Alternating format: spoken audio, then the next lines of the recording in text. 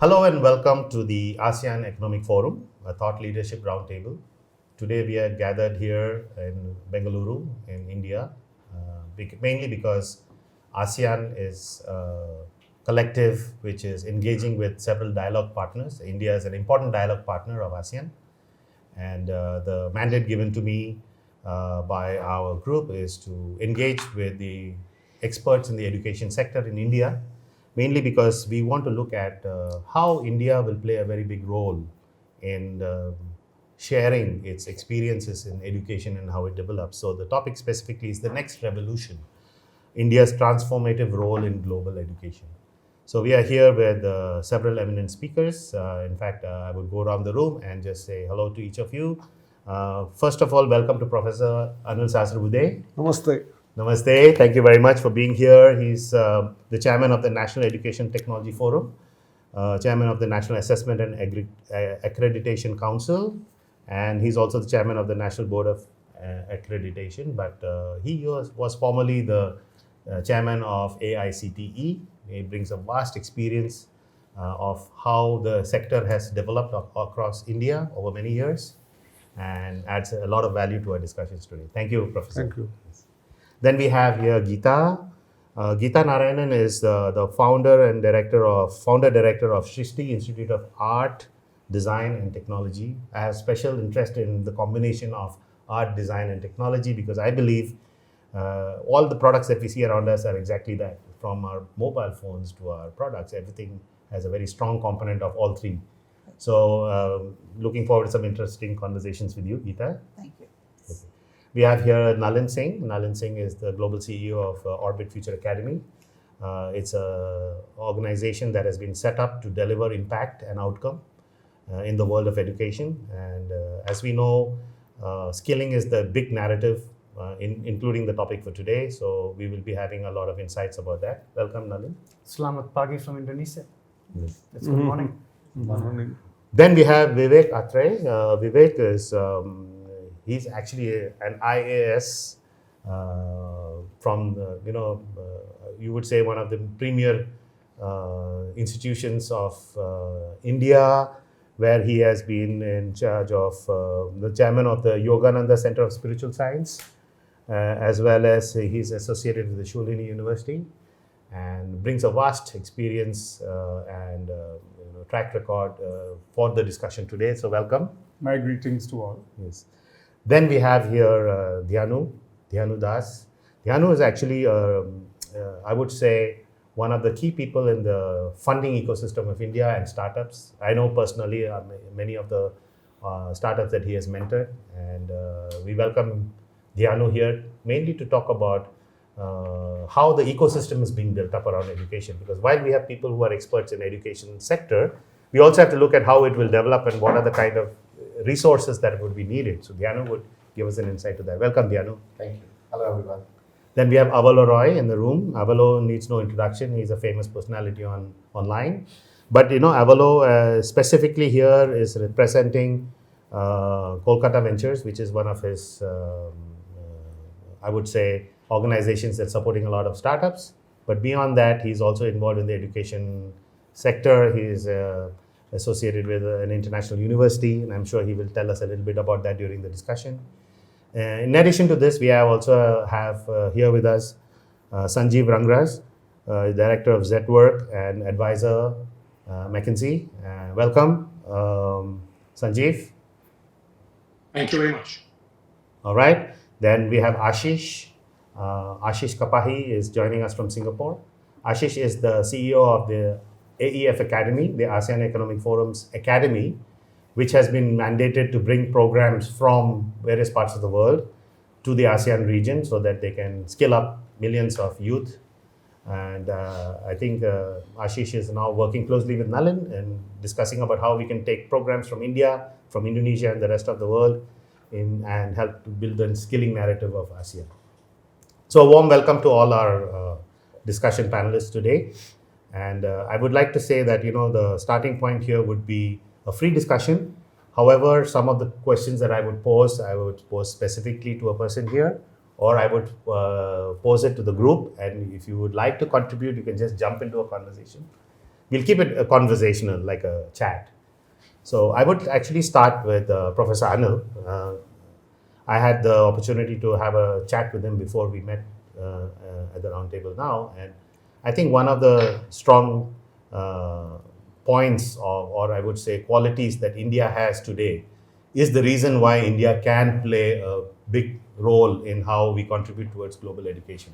So, Professor, you have some views on that. Would you like to share what is that India can really contribute to the rest of the world? What is it, philosophical? Is it technical? Or what is the quality that you believe that India can really help in bringing together a better global education environment? I think India has great advantages. Number one, it is one of the oldest civilization, therefore civilizational value on one side, whether it is through yoga, meditation, etc. on one side, honesty, integrity on the other side. But more importantly, today India is into the domain of technology in a big way, whether it is the software giant, we all know that we are called IT superpower, but also venturing ourselves into even semiconductor manufacturing industry. That means even in the hardware. And as far as education is concerned, the size of Indian population, it's at 1.4 billion, of which more than 350 million are learners, active learners, from school education to higher education and skill education. Probably it is equal or more than the population of the US and half the population of the entire Europe. That being the case with the National Education Policy 2020, which came in just about 3.5 years ago, a lot of sweeping changes, transformations which are enunciated there will take India to places in terms of multidisciplinarity, in terms of multiple entry, exit, innovation, research, you name it, and everything has a place in this. And if we are able to implement all of that in right perspective, there will be a lot of internationalization. In fact, 2 IITs have been already established abroad, one in Zanzibar and the other one in Abu Dhabi, and many more will go. And already there were some in the Dubai area and also in some in Singapore and Australia and other places. But many universities from abroad are also coming in India. The true internationalization is when you have give and take, and therefore large number of students even from abroad coming to study in India in terms of study in India activity is going to create an environment where India will be able to provide not only higher education but also skill education. Today we are all talking about TVET education. Employability is very important. Talk about industry 4.0, education 4.0. In all these domains, India with its background which is available in terms of value system on one side and the technology and the passion on the other side, I think we will be making a big difference. Okay. Thank you. And in fact, you brought up an important point of skill education, and I think that's a buzzword across the whole world. So I'm going to jump to Nalin here. What do you think is the real value that India brings to this whole dimension of skilling the rest of the world? So it's interesting what you said, Professor. Indians are already making an impact. At the risk of being narcissist, we take our own case.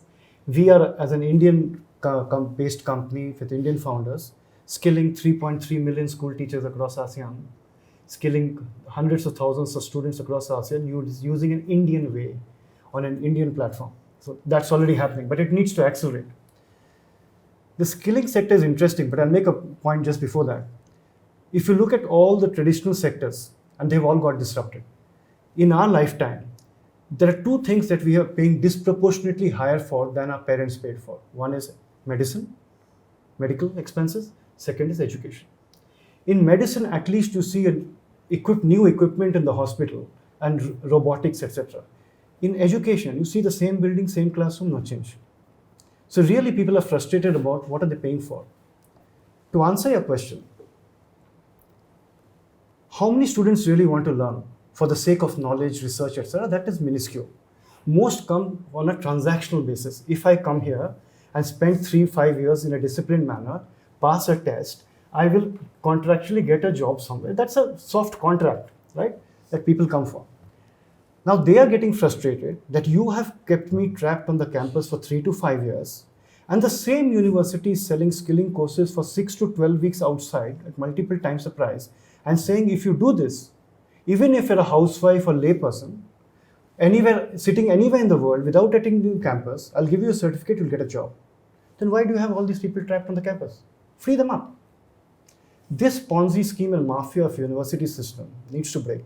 It is the last traditional industry that has not yet been disrupted. How it will be disrupted, I don't know. But I think a people's movement will overpower all of this. Already in America, the enrollments are down by 40% in the last 10 years. India also, they're finding it difficult to fill classrooms now. It's only a matter of time before this sunk cost concept that I need to recover, make all these guys shut down. They won't have students. They don't see the value.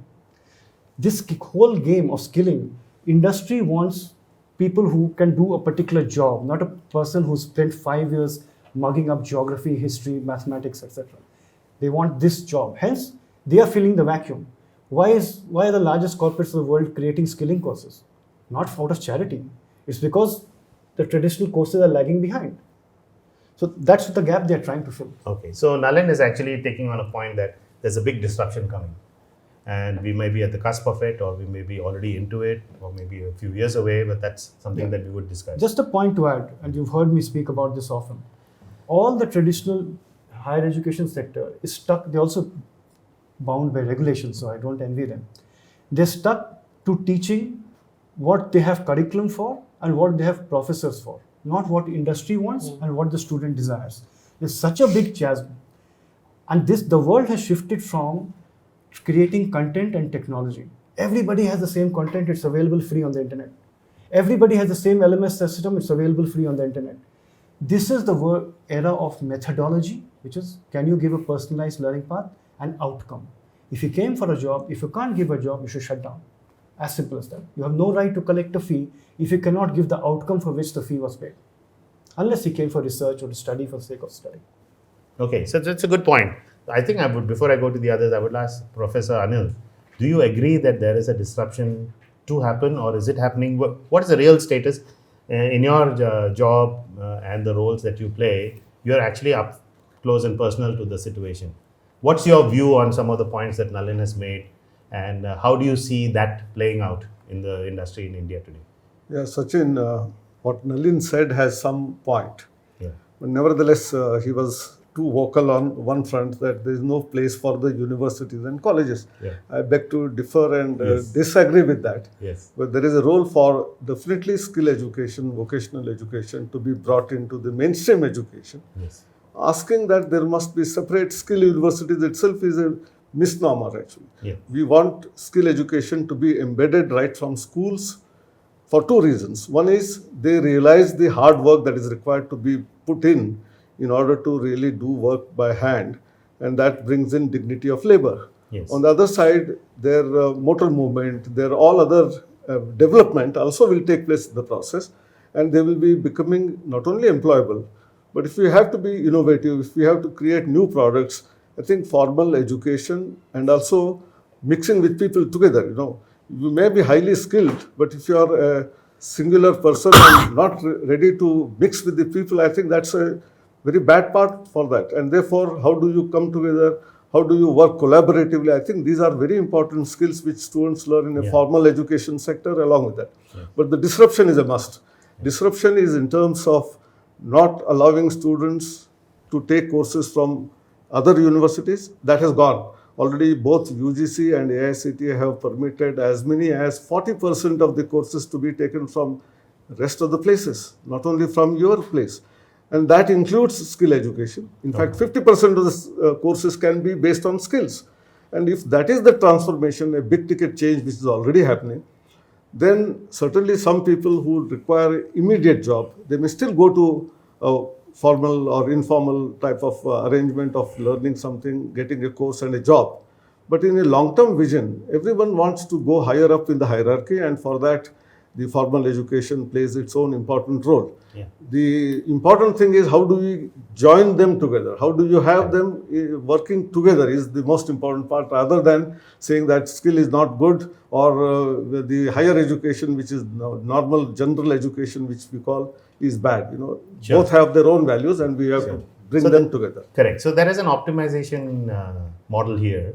Well, we have a problem statement which actually Nalin has put as the problem that is identified. However, I think, Professor, you have said that resources are available, it should be redeployed in such a way that you are optimizing the availability of campuses and universities and the system, as long as they're willing to transform and they're willing to, go to do what is needed in order to optimize the resources. And I also make a note of the point you make that there is a difference between getting skilled and getting an education.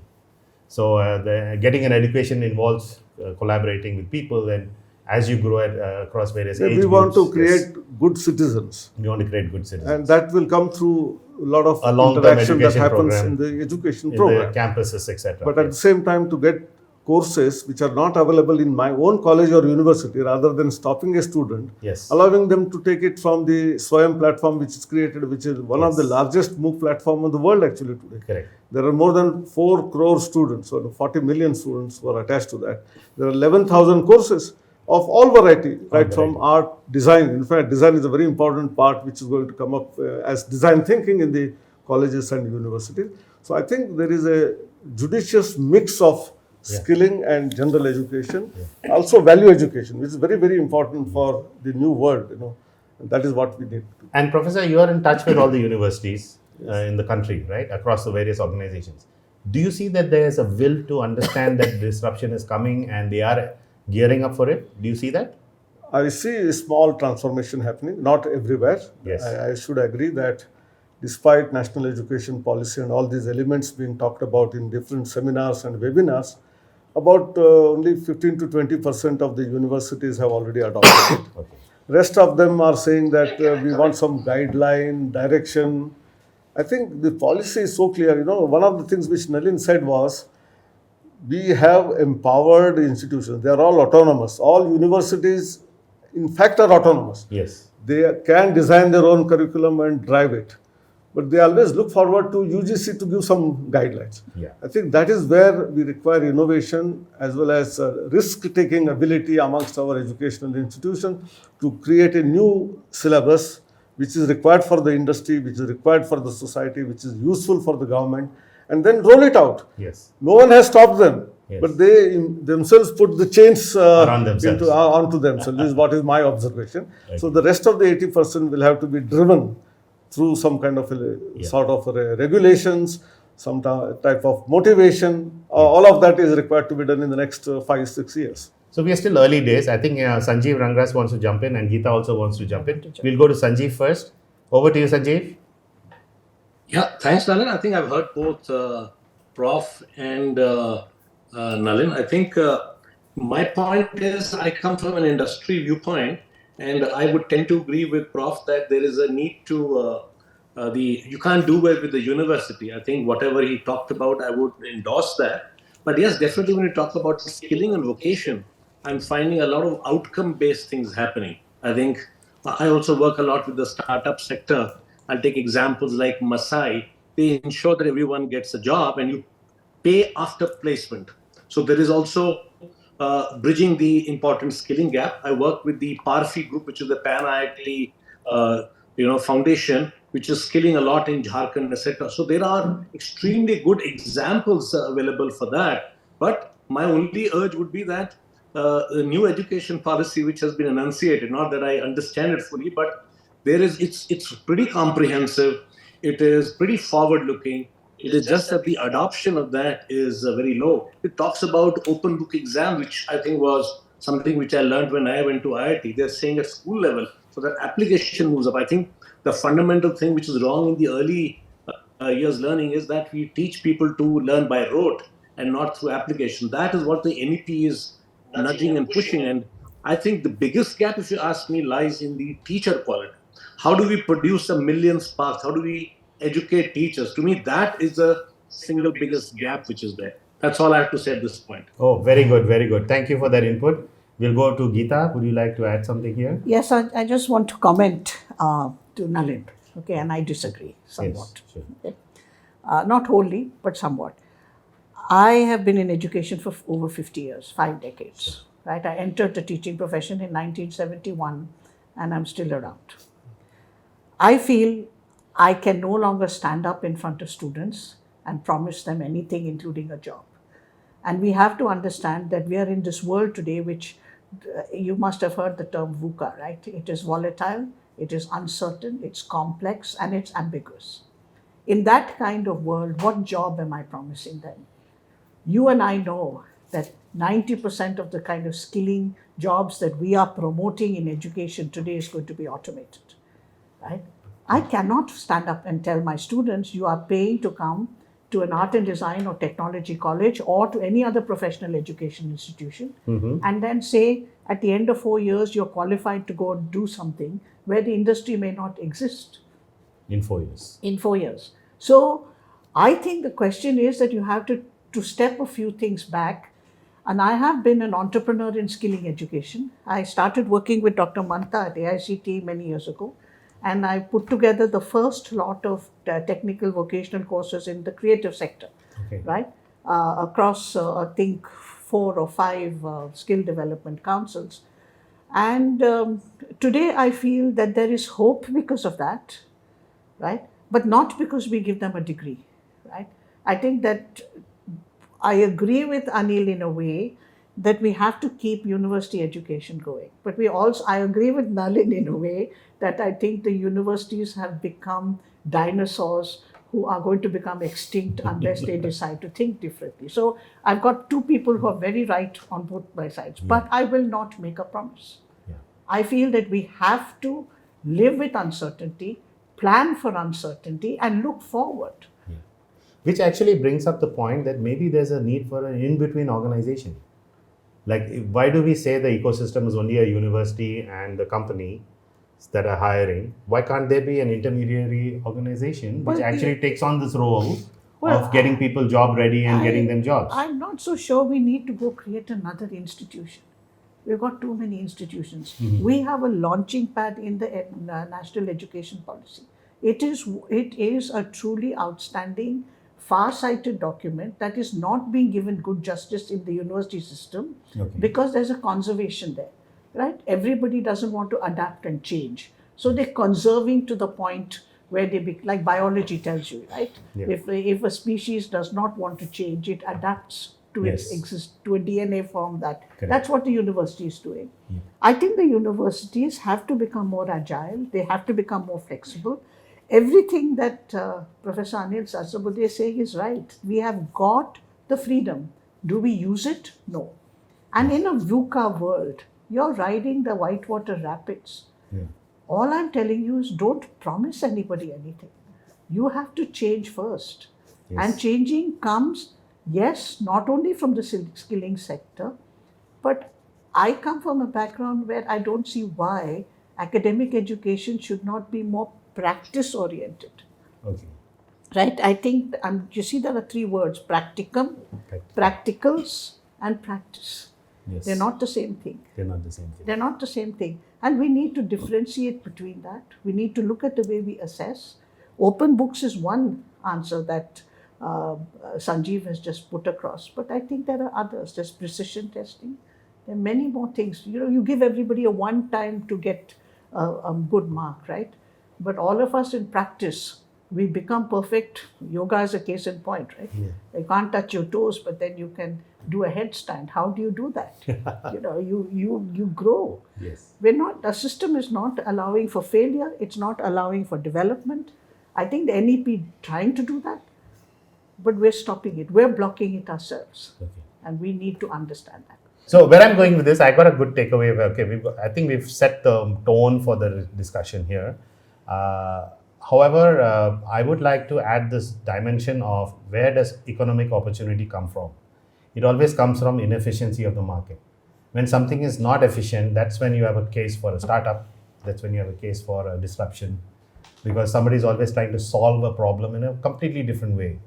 And we have 2 people here in the room who are very closely associated with the startup world.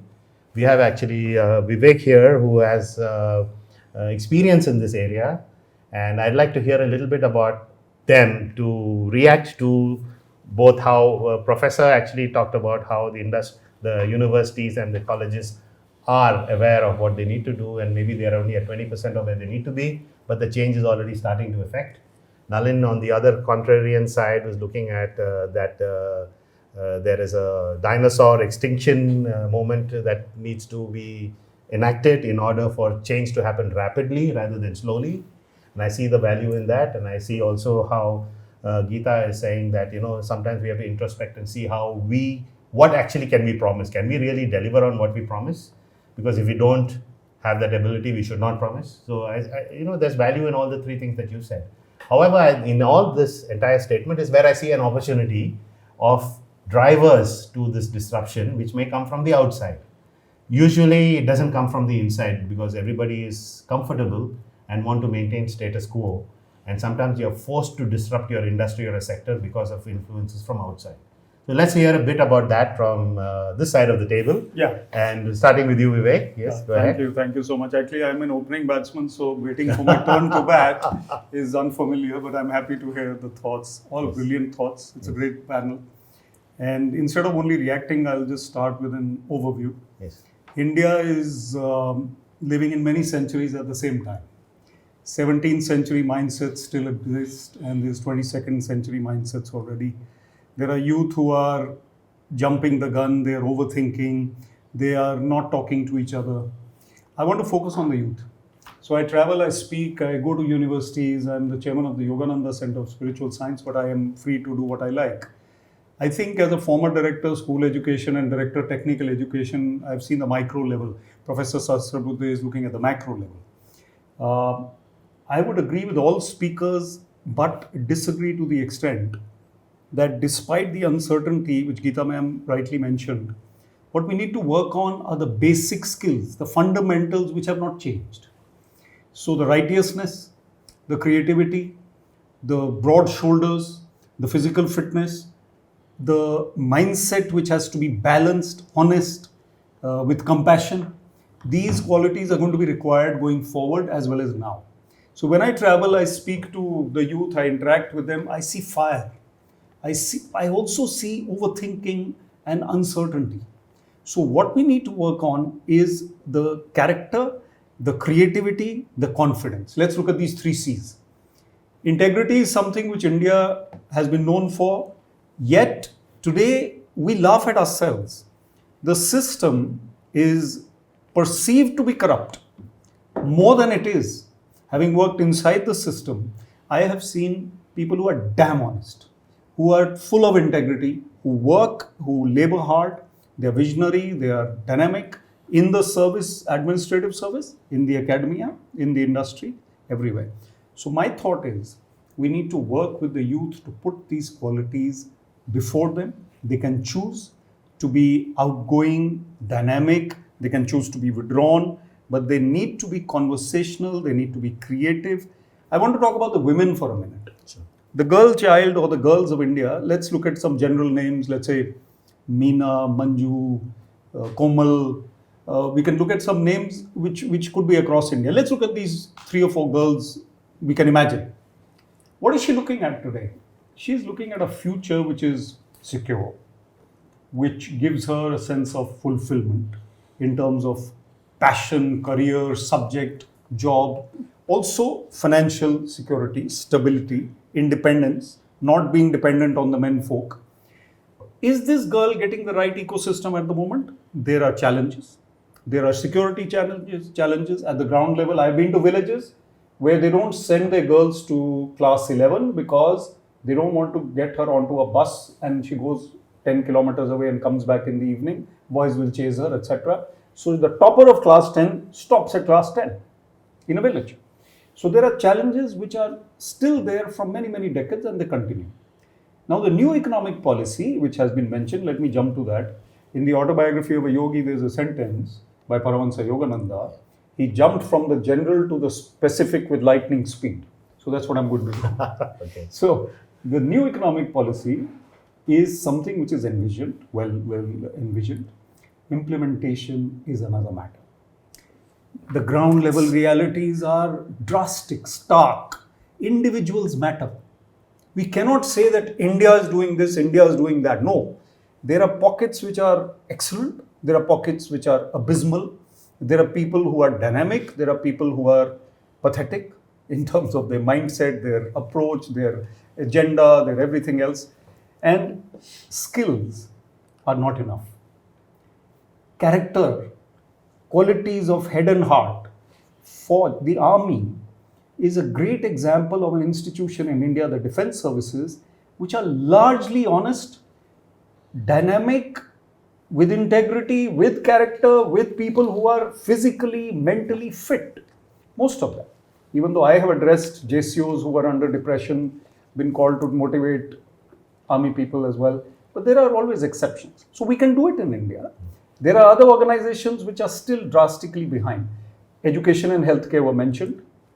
The healthcare sector, doctors are not enough. Nursing staff is not enough. The education sector, what is the teacher's motivation? Why does she go to school at all? Because she marks attendance, or he. And he or she are sending their own kids from government school, teachers are sending their kids to private schools. They want to send their kids abroad. All parents who can send their kids abroad for education are sending them abroad. And India needs to provide that education at school, intermediate and college level and university level. And skill organizations need to exist, need to flourish apart from the system. So I've given a very quick summary of, I think, almost everything that's been discussed. Yeah. But I have a few more points in the second round. Sure. Okay, great. So I'm going to go now to Avalo and Dianu.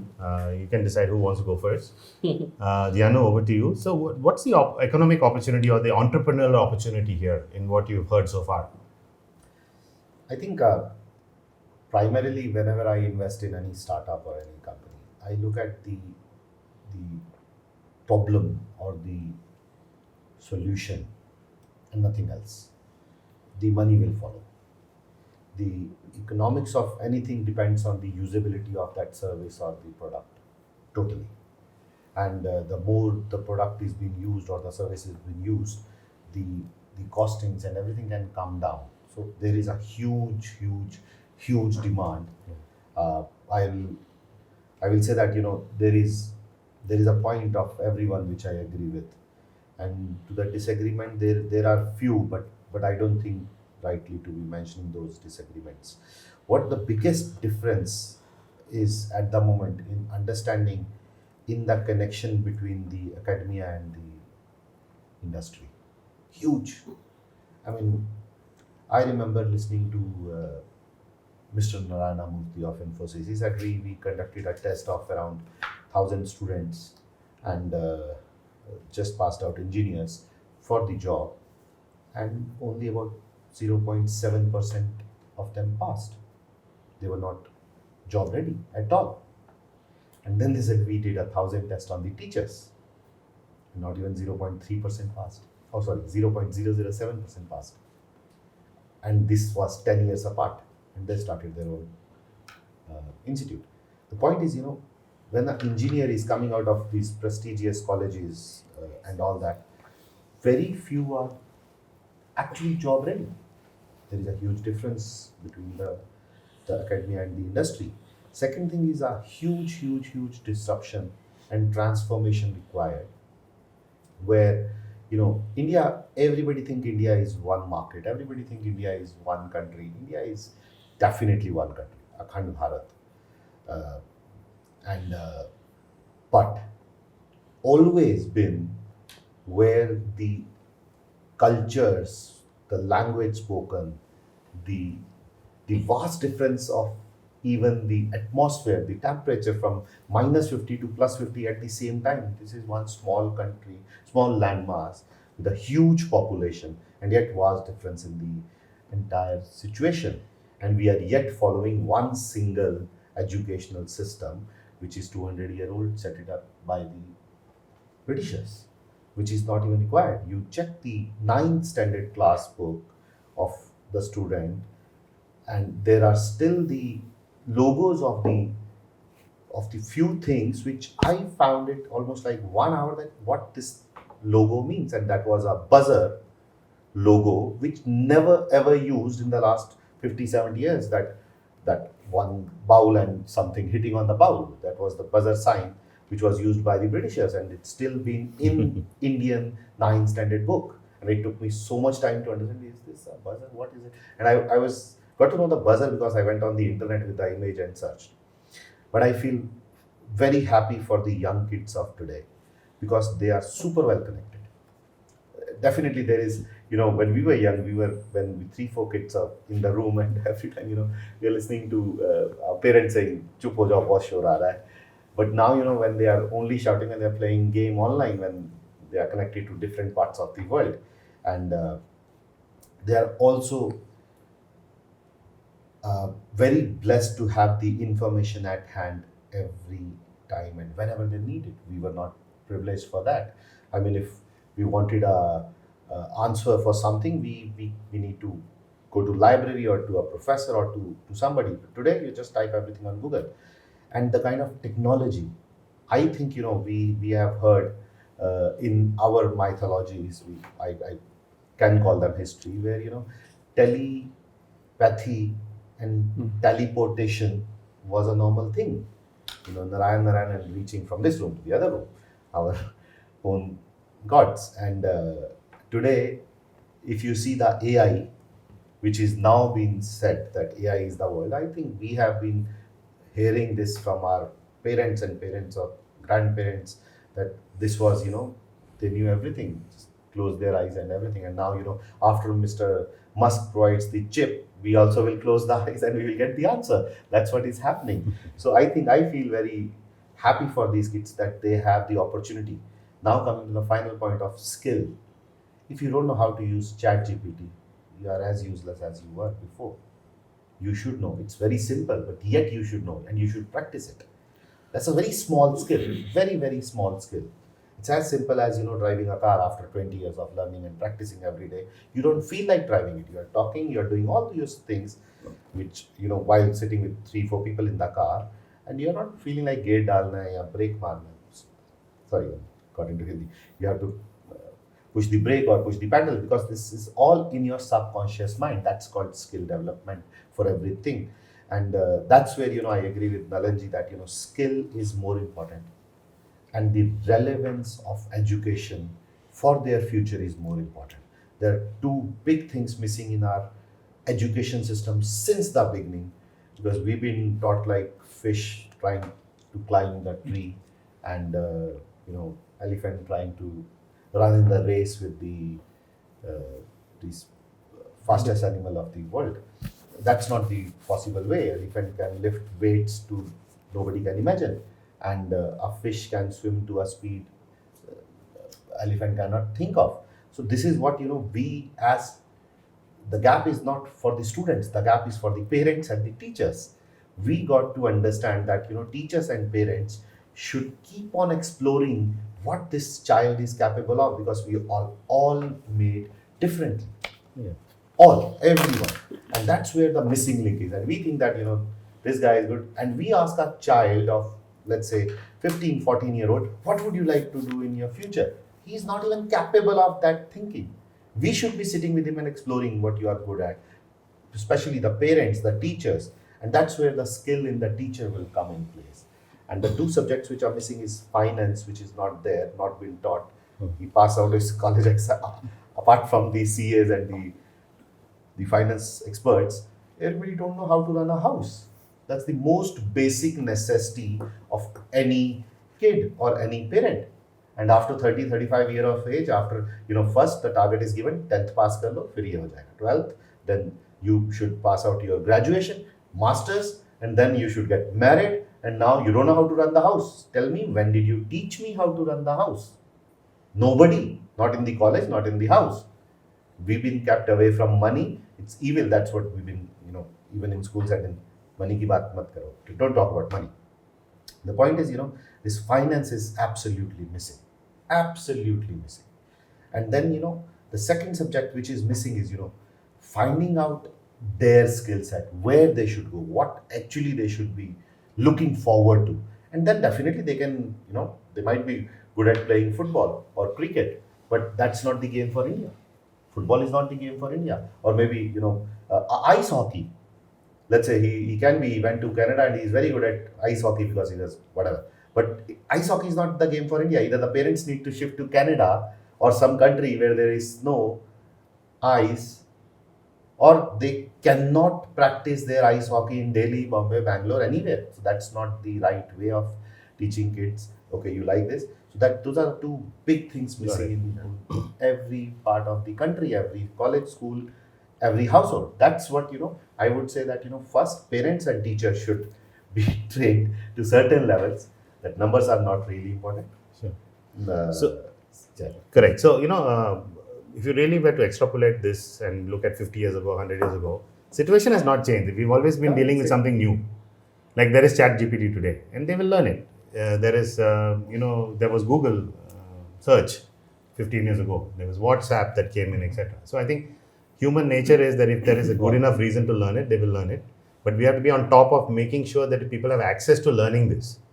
That's the important thing. We have to facilitate the learning, because earlier maybe the facilitation was not good enough. Maybe there wasn't enough democratized access to education and skilling. Now we have the capability to do that. We can scale up people much faster and to large scale. And I think that's a point which even Nalin has been talking about, that we must be able to scale up people fast and not slow, not organic. Because of what you said, the world is connected. They all know what is happening in the rest of the world. Today, if you look in a classroom and a professor is standing in front of a class of 80, the most educated person in the classroom is a professor. And if he asks a question, how many of you want to be a professor? Not one hand will go up. You are a role model to nobody. You are disseminating information and knowledge in a world where people want skills and competency.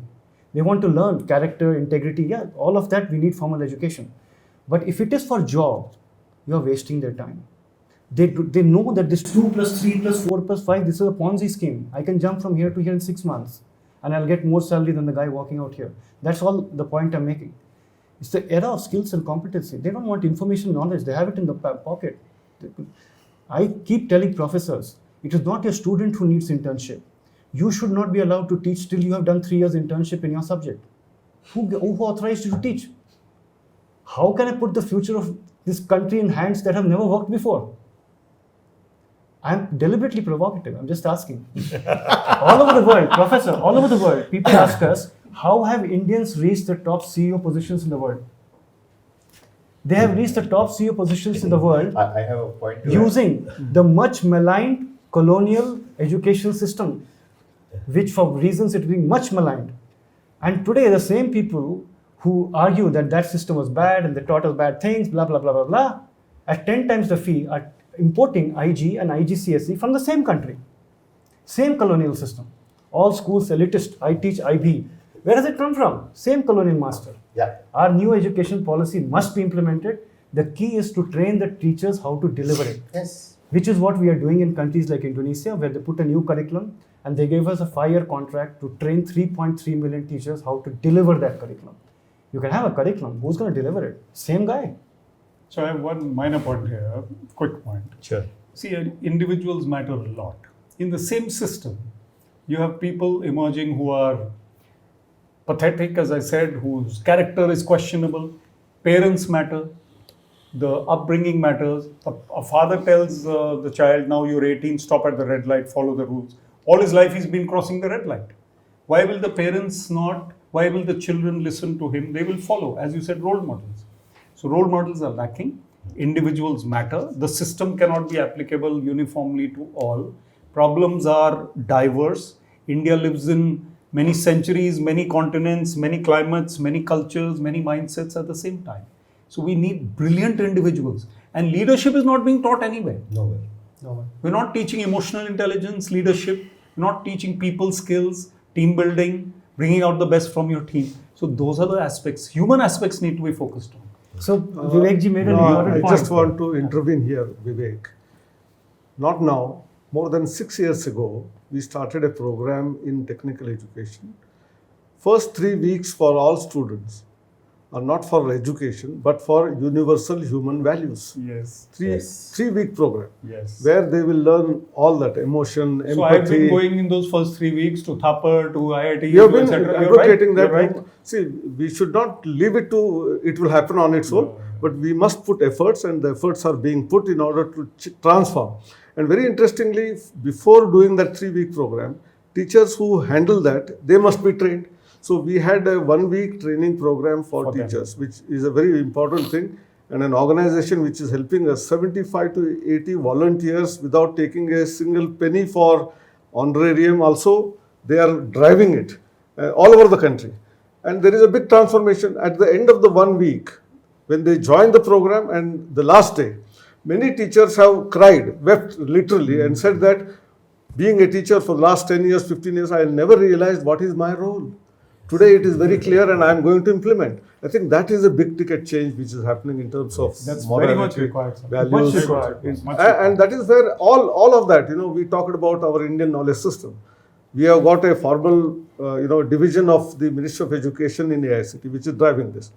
You talked about the rote learning part, earlier. So to move away from that, teachers have to be trained. How do you set a question paper where rote learning will not work? That training is also ongoing. So I think huge interventions are already happening. But as I still said, we have not reached all. We have still reached around 20%. But when we cross a threshold value of 30%, 40%, others have no choice but to join the bandwagon. I think that is where we are today. Maybe another 5 years' time, and Indian education system will be probably far better than anywhere in the world. Actually, Everywhere they ask people and like us. policy-wise, they are all telling it's such a policy we have never seen in any country. But will you be able to implement? That is the real question, and we have been striving hard, day in and day out, in order to drive that. Actually, I think that's a starting point. Like even in Indonesia, when they revamped their curriculum, and we were quite close to it, the process, character building was the number one starting point. So what are the programs which will lead to character building according to the definition of the government? So it's interesting he brings up that point. We were given a mandate that even if you teach technical, AI, cloud, etc., for 900 hours in a semester, 50%, 50, should be character building, nation, punch shield, soft skills, and things like that. Very interesting. Vivekji brought up the question of role models, and I put this again in a provocative and a little humorous way. When we were young, who were our role models? Freedom fighters? Scientists? Can a young person today name a scientist who's their role model? A freedom fighter? No. They are influencers, film stars. Society has changed. Education system is the same.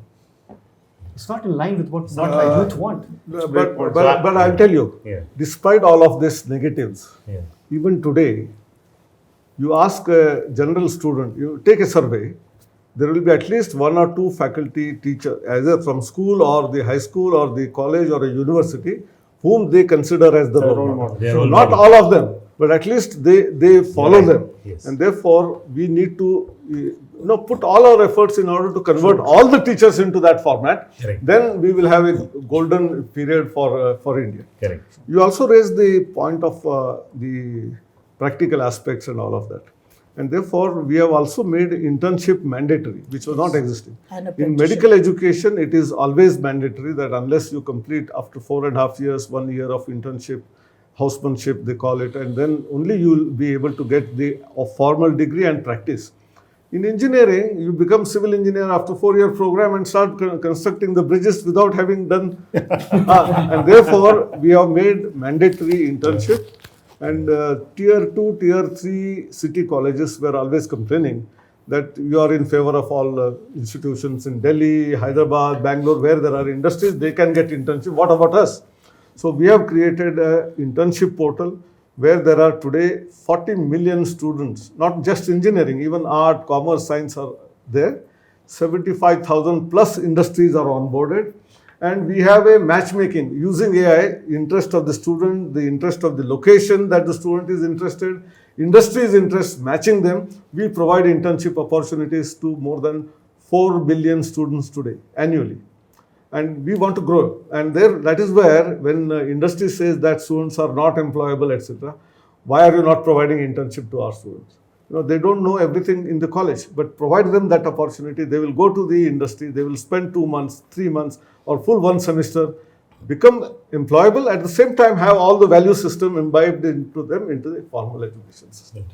So Avalo, I'm going to come to you because I've been seeing your eyes lighting up and you've been keeping quiet, waiting to be the last one to speak. Yes. Unfortunately, we did not allow him to speak. It is our fault, not his fault. Yeah. So over to you, Avalo. What's your 2 things? Firstly, do you want to first comment on what was discussed? Secondly, what is the opportunity you see in the problem statement that has been kind of like presented here? Sure.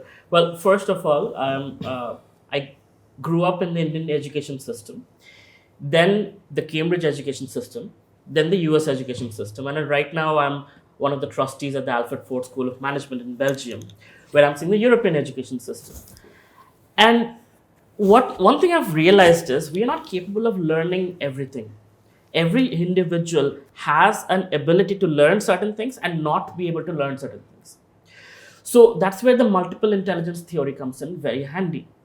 Especially I can relate to myself. I cannot learn, for example, things that deal with a lot of analytics, a lot of detail. I'm an engineer because I come from a Bengali family. Either you're an engineer or a doctor or you're dead, right? But I dreaded those 4 years of engineering because I hate analytics, but I'm good with creativity. And when I became, my entrepreneurial journey started, it is basically graphical passwords, which you're all using on your Android phones. You log in to your phone with your graphical password, you log into your net banking with your graphical password. So it requires technology and creativity, hand in hand. Now, who would have told me that this is a skill you need to learn? It couldn't have been predicted. But I assessed myself and I realized I'm not very good with technology, but I get it. But I'm really good with creativity. I'm really good with things that deal with the right brain. How can I combine this together? So before we get into skill development, I feel the first thing is assessments that are very, very important. Aptitude assessment, quality assessment, and this multiple intelligence theory. Do you have kinesthetic intelligence? Do you have cognitive intelligence? Do you have language intelligence, musical intelligence? And given what God has gifted us, right, we have generally 2 to 3 things that we are very good at, that we are better than others. If we focus on that, we can be the best in that and we can get our fullest potential. But if we focus on the fish trying to climb the tree or the monkey trying to swim in the water, then we always stay average and we kind of think I'm a loser. I couldn't do much in life because I never realized I had a potential for something else. Right? And that's where I feel assessments should link to skill development. And Nalin, your company has been teaching skills, but I feel people should be given the opportunity to understand, you know what, you're good at this, you must learn this.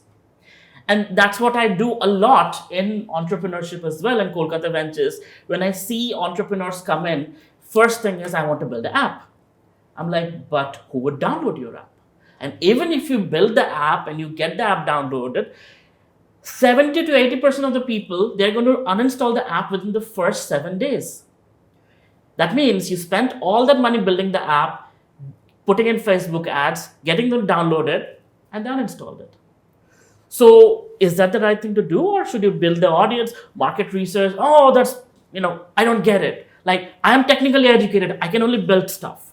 I don't understand marketing. I don't understand business. So that's not important. I'm an IITian. I come with my ego of building technology. And that's where things go wrong. And I see one of the startups I actually bought out in NCR. It was run by 3 IIT Kanpur and MIT PhDs. Brilliant guys. Huge ego. Investors were coming with 20 crores, 30 crores checks and going back, seeing their ego. One of the investors decided, let's completely dry them out. We'll buy them up for dirt cheap. So me and this other investor bought them out, turned the company around, and sold it for a brilliant amount of money. So the point here is they had skills, amazing skills, but they didn't have qualities. They didn't have respect for those who do marketing, business, finance, and all of those things. And they were missing that, right? So first thing is we need to know who we are, and that's where spirituality comes in. That's where mentors come in, and that's where assessments come in. That needs to go into the right skills that we learn. From that, now comes what tools do we have access to? When I was a kid doing ICSE, calculators were not allowed. But in Cambridge, calculators were allowed. Not only calculators, we were given all the expensive equipments. The exams would be like this. First 1 hour, you're given a fictitious situation. You're lost in a island. And you have these equipments to make yourself a boat and get out of it. How would you do it? You spend the 1 hour writing down what you would do. The next 1 hour, you're actually given those equipments. And you build it.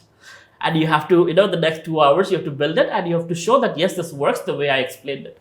Now, that does not, you cannot take just ideas that are philosophical and apply. You have to know your stuff. Only then you can apply that into building things. So today, when we look at it, it's not calculators, it's ChatGPT, it's AI tools. Now, a lot of teachers come to me and say, well, these kids, they're not doing their assessments. They're putting it in ChatGPT and they're putting it into another software that helps them get over plagiarism. So I can't detect that they're plagiarized. And then they're giving their homework and I know it's not their work. What do I do? So my answer is, let them use ChatGPT. Let them use the AI tools, bring them to classroom, and then you tell them, now you do better than AI. And that's why humans win. In the Bhagavad Gita, Krishna says, para prakriti, apara prakriti. So para prakriti is superior nature, apara prakriti is dull matter.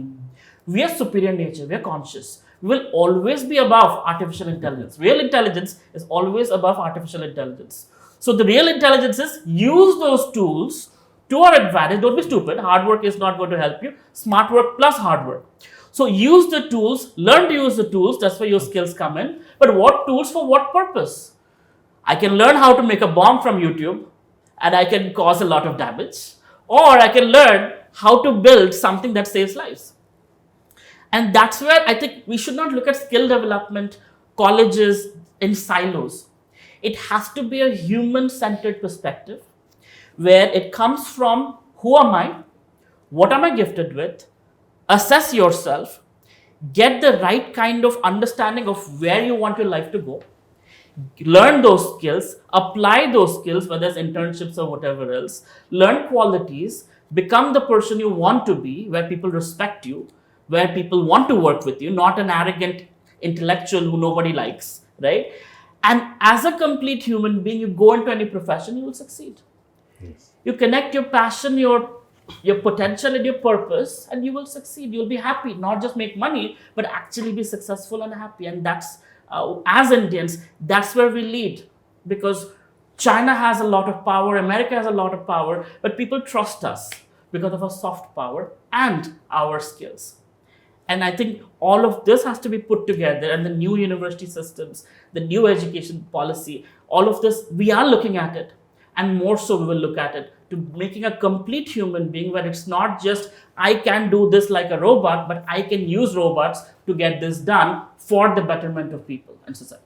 Yes, Nalin. Well said. Okay, well said. Well said, very well Yeah. said. Thank you. So, Nalin, you can add a bit here. And Ashish, are you in the room? Would you like to comment? Because what we want to do now is that we will close this first session and then take a 5-minute break and to collect our thoughts about how, now the main part of it, okay, we've looked at what we're doing here and we've looked at the pluses and minuses system here, but we didn't talk much about what are we going to do for the rest of the world. What can India deliver to ASEAN? What can India deliver to the rest of the world? That's the last half an hour that I'd like to focus on. We'll take a short break so you can also collect your thoughts, 5 minutes, and then we'll start with that. So I think in the context of that, you should come in and speak. Sure. Or unless you want to add something specific about Two this. very quick points. Yes. One, Professor, when you say tell industry that you must take interns, resonates perfectly with me. Industry is not above blame. That I want to pay $200 a month, but I want unicorn talent. They should be perfect in every aspect, completely. And to your point, we always start anything with first an assessment of what will fit for you and give you a personalized learning path to give you that outcome. Oh, wonderful. That is the process. Assess, personalized learning path, and outcome. My point always with universities is don't promise the outcome to get students in and then frustrate them and then say bad luck. Yeah. Yeah, that's the point. That's the It's a point. good point. That is well taken. Yeah, Otherwise, that's of course, a- all the 3 C's, all the 3 P's, that's what is essential. And everywhere we go in the world, and I travel a lot, so do you all, people ask us, why are Indians so successful? One is we are trusted. Second is we came out of a current particular system, which we deride for all the right reasons, but I think it's overly derided. It did produce all of this. We should not lose that and start adopting something where, when implemented in their countries, they can't add 2 plus 2. I think little over derision is happening. Yeah. So, Ashish, would you like to add a last bit of comment here, or would you like to come in the next session where we will talk about the AEF Academy and what you're trying to do? I'd like to add a little bit on what Vivek said. I think he said some very interesting things about India living in different ages, Indians living in different ages. So I want to build a comparison to, what we do here in ASEAN and, how ASEAN sort of fares as far as India is concerned. Now, India is vast with a population of 1.5 billion. It has a GDP of 4 trillion. ASEAN, on the other hand, has for the longest time been backyard. Not many people have spoken about ASEAN. Not much work has come out of ASEAN, but that has changed in the last few years. And I'll do a comparison with ASEAN. See, ASEAN itself is not just one belt. It's three different uh, segments, I would say, or four rather. So we've got India and we've got Singapore and Malaysia, which is one aspect of ASEAN. The per capita income in Singapore is about $82,000. Then you've got Thailand, which is sort of in the middle, and then you've got Indonesia, Vietnam, and Philippines as one segment. And then right at the bottom, you've got Cambodia, Myanmar, Laos, where the per capita income today is still at about $1,500. Now, put together, it's 700 million people. The GDP of ASEAN is about roughly about 3.8 trillion. Now, if you compare India with ASEAN and you look at GDP and population, and from a layman's perspective, you would say, oh, ASEAN is far better than India because the same GDP, half the population. I mean, that's one way of looking at it. But then ASEAN is not one sort of region, one country, one people. It's diverse. The challenges here, and I want to break this into three different parts because I represent ASEAN, Indian origin, but 30 years here. So it's, you talk about Jan Bhumi and Karm Bhumi. So my Jan Bhumi is India, but my Karm Bhumi is ASEAN, So I've been here, of course, respect, love for both of them, but now I'm ASEAN, So that's what I represent. So looking at ASEAN, I mean, we're talking about, you're talking about higher education and you're talking about how to change the education system. But I'm looking at it very differently from the growth story of ASEAN and possibly India also. Okay, so India has 350 million middle class, 400 million middle. What about the billion people who are still not in the formal education system? I mean, are we doing anything for them? And that's where I want sort of focus on with ASEAN because I believe it's that sector that needs a lot more attention than the formal sector. And if there are things that we can do in that sector, then we should structure something. And maybe there are learnings in India which are there today, which we can take from India to ASEAN or from ASEAN to India. Either ways, Correct. Now, this is the building blocks of my discussion, that I'd like to sort of. I've got 2 or 3 stages that I'd like to add on, and possibly after our break we can continue. Yeah, correct. So what I would like to do here is now this is the homework for the second part of it. And I think we should come up with what are the things that we can take from here that will benefit ASEAN. So we'll take a 5-minute break and then we'll get started again. Okay.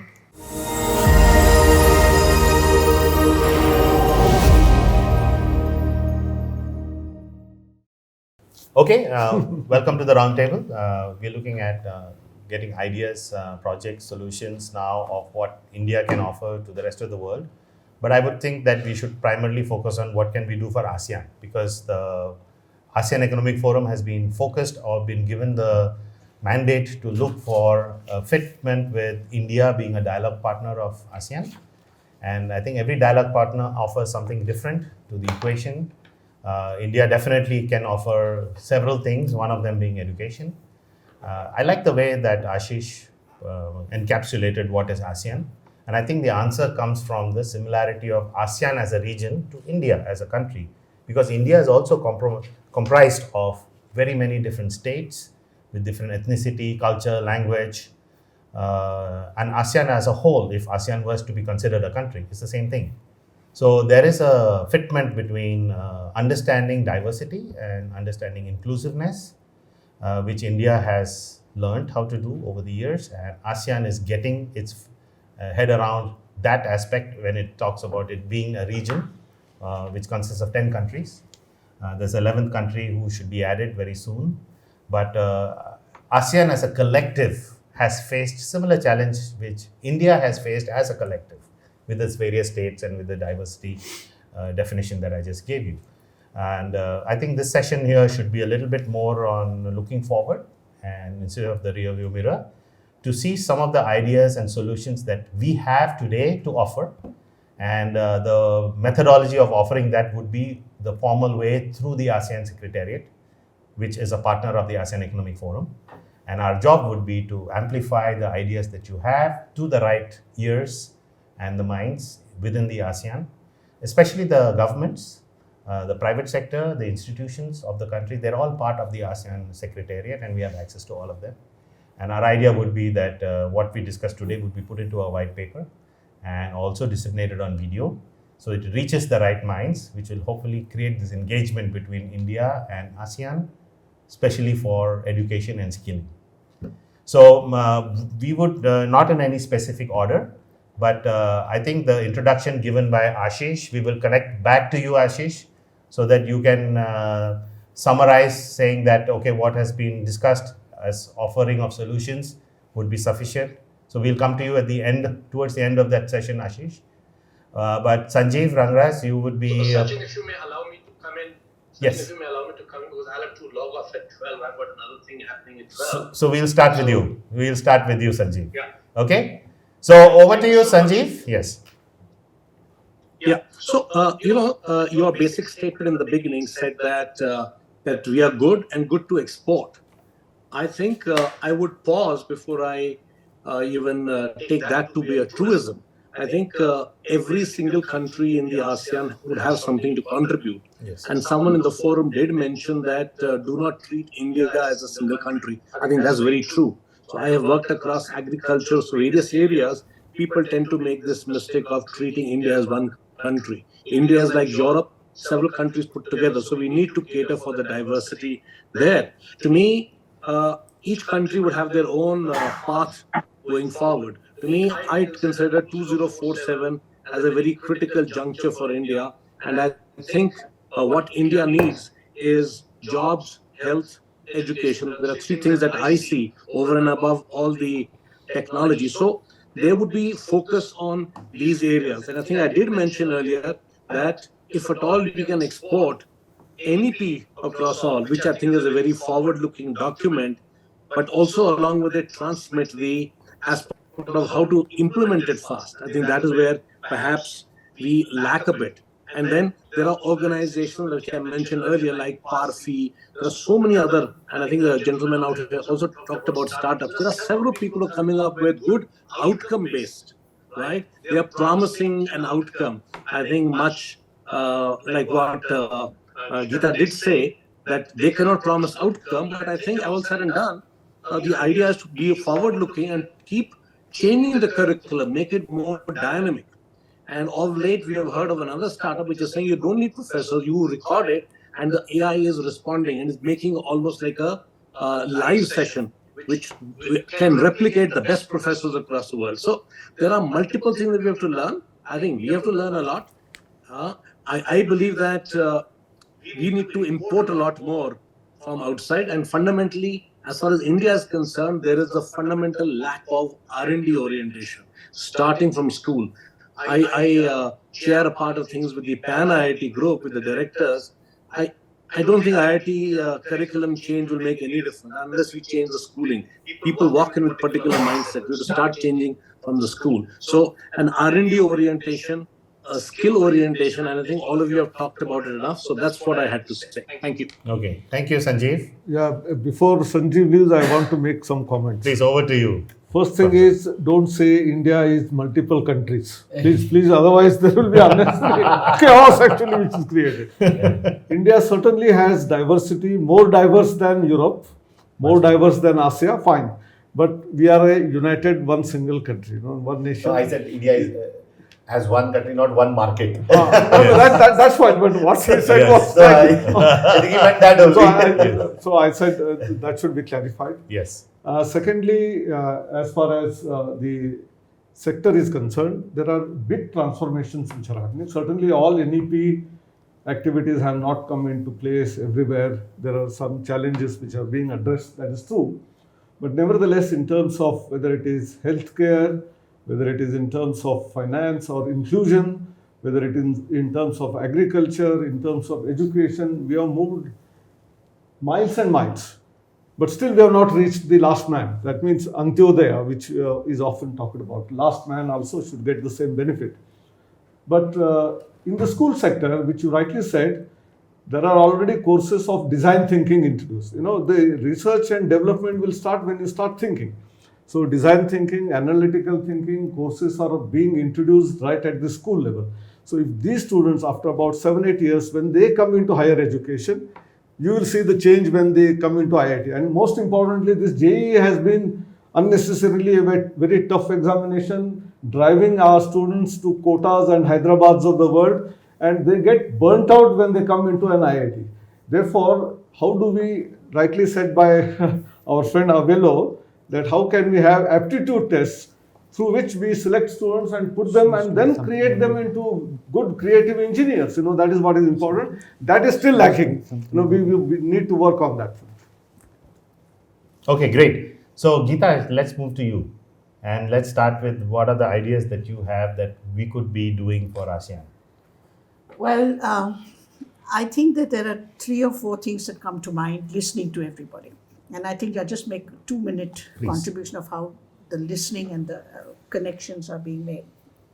I think that we need to move with whatever you want to plan within ASEAN from always thinking about knowledge and skill deficits, which our country now is. We have to move beyond that deficit mindset to be optimistic and to be positive and to be committed that we want to make these changes.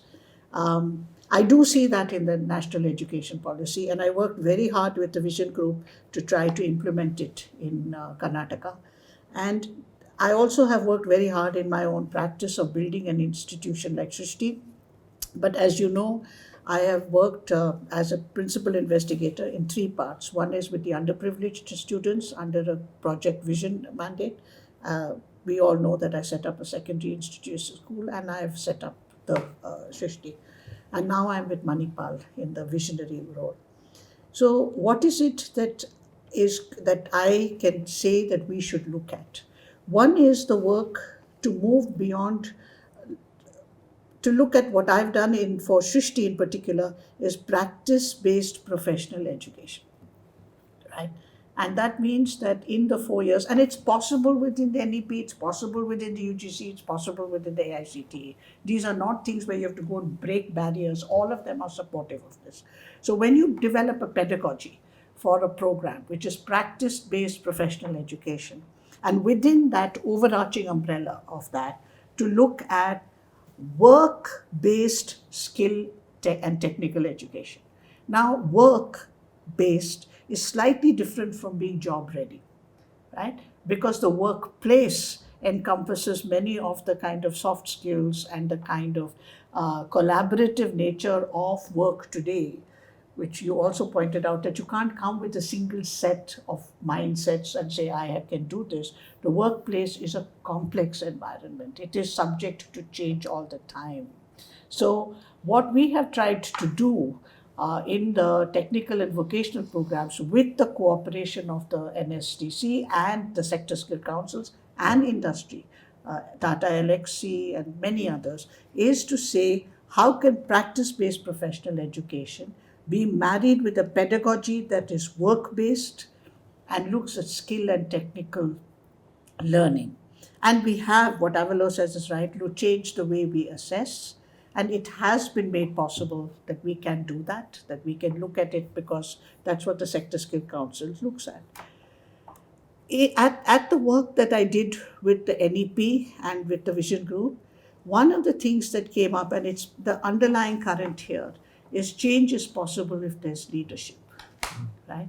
And therefore, I do think, and my recommendation is to the Vision Group, and they looked at it, but we were not able to take it forward, is that we think of looking at a leadership academy, and that is the proposal I'm here to say. Okay. Right? Education cannot change without leaders. It's not just teachers. I'm a teacher, right? But to be a leader is something else, right? You have to stand up in front of people. I have somebody here anyway. I've got all the people who want to say this. A leadership academy that allows people in the education sector, yes, to get recertified, to have a continuous process of professional development, to actually say that when I become a vice chancellor, it's not just about the number of papers I write or the kind of qualifications I have, but it's also that I have prepared myself because I have to do many more things. You said you need to look at finance. I'm saying within, I have had to learn finance the hard way.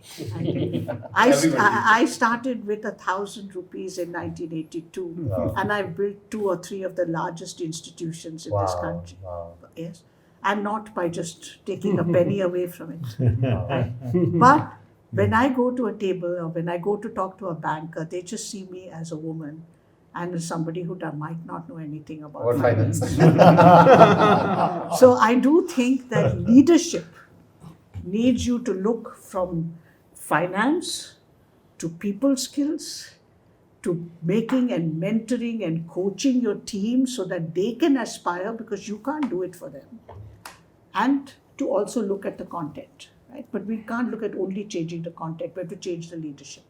And that, I think, is an extremely important point I'm making to ASEAN. Think about leadership. I also want to say that we are spending a lot of time today talking about things like instruments or tools, hammers like ChatGPT, competing it with the brain. And I'm coming to your multiple intelligence argument. I think Gardner himself has gone to 5 minds, right? So the mind is much more complex than the brain. The brain is a question of synaptics and responses, and that's what AI is going to give you.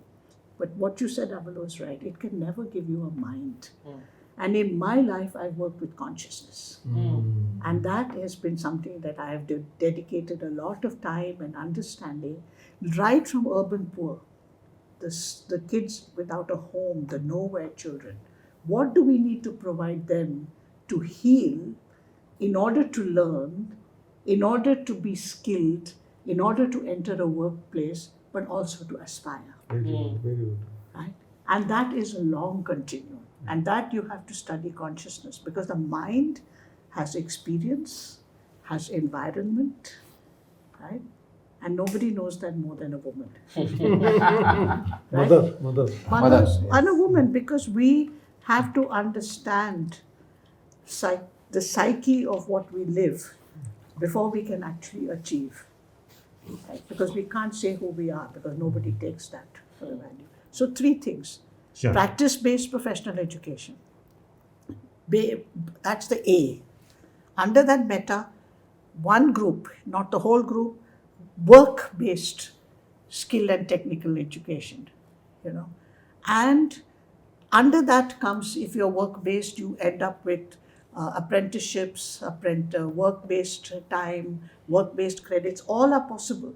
I worked so closely with what the regulator frameworks are.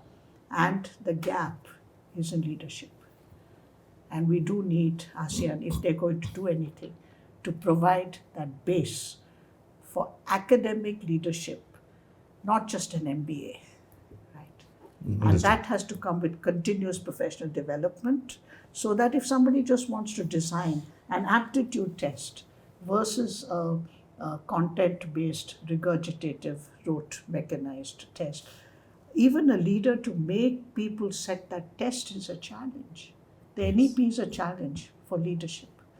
That's the gap, and that's where I think we should go. Fantastic. Very good input. In fact, I'm going to go to Vivek to continue, because I think you had some points to add here. Yes. I think she stole my thunder in many ways, Geeta ma'am. I was going to speak about leadership to a large extent. And I think the ASEAN context and what can India drive, I think Indian leaders have been recognized across the world, as was mentioned, in the corporate world, in the defense services, in various fields, in sports. I think we need to focus on something which is AI is driving the world or is going to drive the world. We need to focus on human leadership a lot.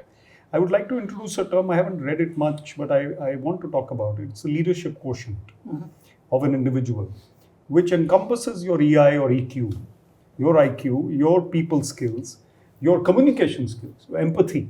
So I think this character building, leadership building program across the nation, across the region, across ASEAN needs to be carried out, especially with people becoming stressed out and after COVID, becoming isolated in their mindsets. Conversations don't take place as they used to. Millennials and Gen Z have a set of problems which are related to Instagram, which are related to Reels. We need to build this leadership. So my concrete proposal, I'll give you 3 quick examples. One is the example of CRU, KRUU. I am associated as an advisor based in Chennai, set up by Anil Srinivasan, a good friend. So what he's done, technology-based leadership education programs, Indian professors in the US, in the UK, in Bombay, wherever they are, giving back, teaching kids online, recording lectures, because they love their nation, their country, their region. They would love to spend time mentoring students, teaching them on the subject of their forte.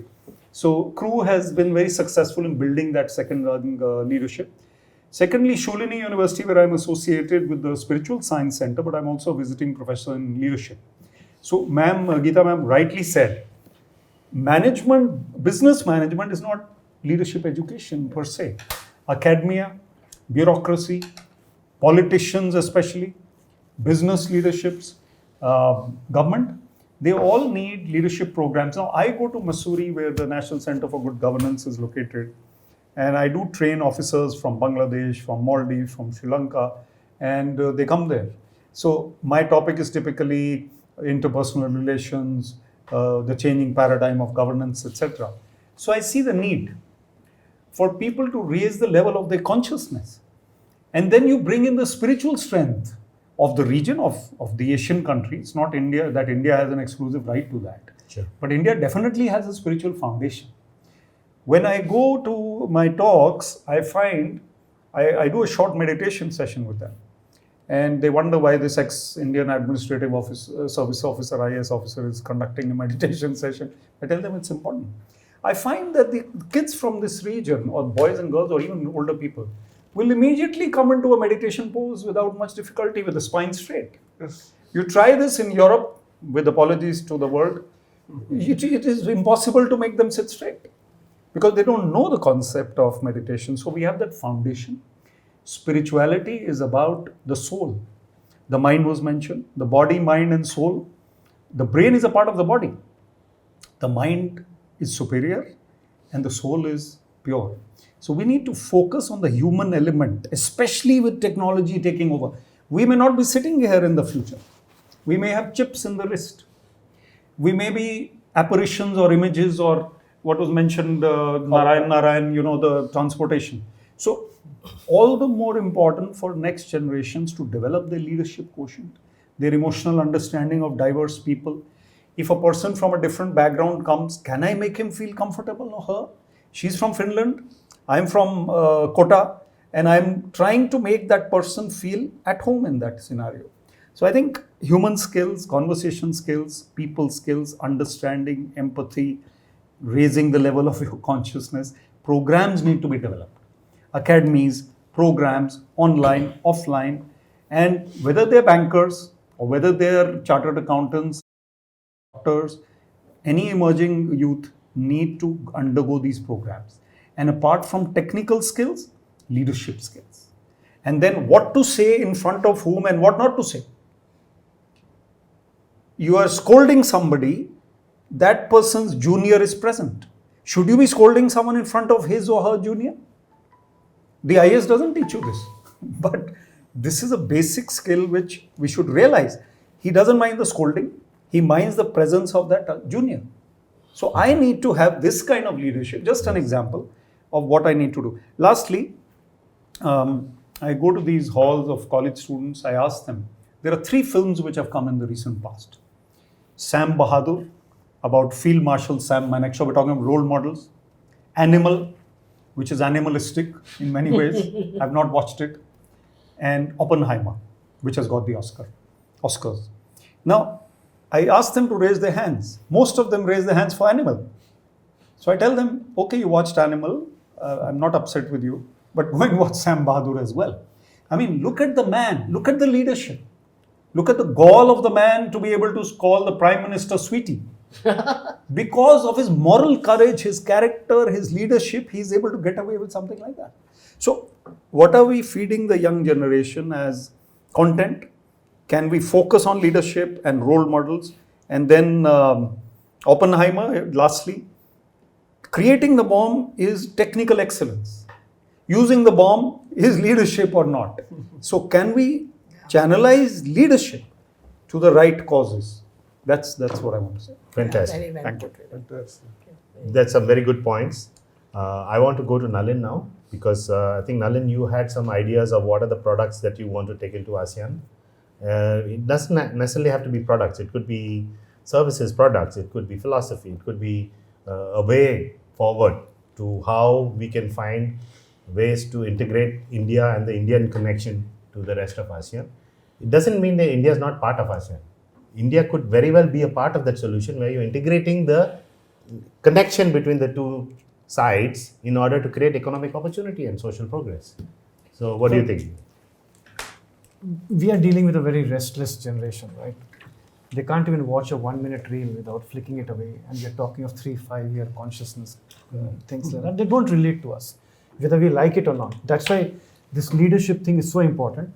And the other thing that you mentioned, most of the jobs where they are being created in the Industry 4.0 world are practicing sciences like medicine. So when I was a kid, there was a general practitioner. Today you go to a hospital, there are 55, 60 different departments. AI is like that today. In 5 years' time, there will be so much specialization that just saying I know AI is like saying I know how to search on the internet.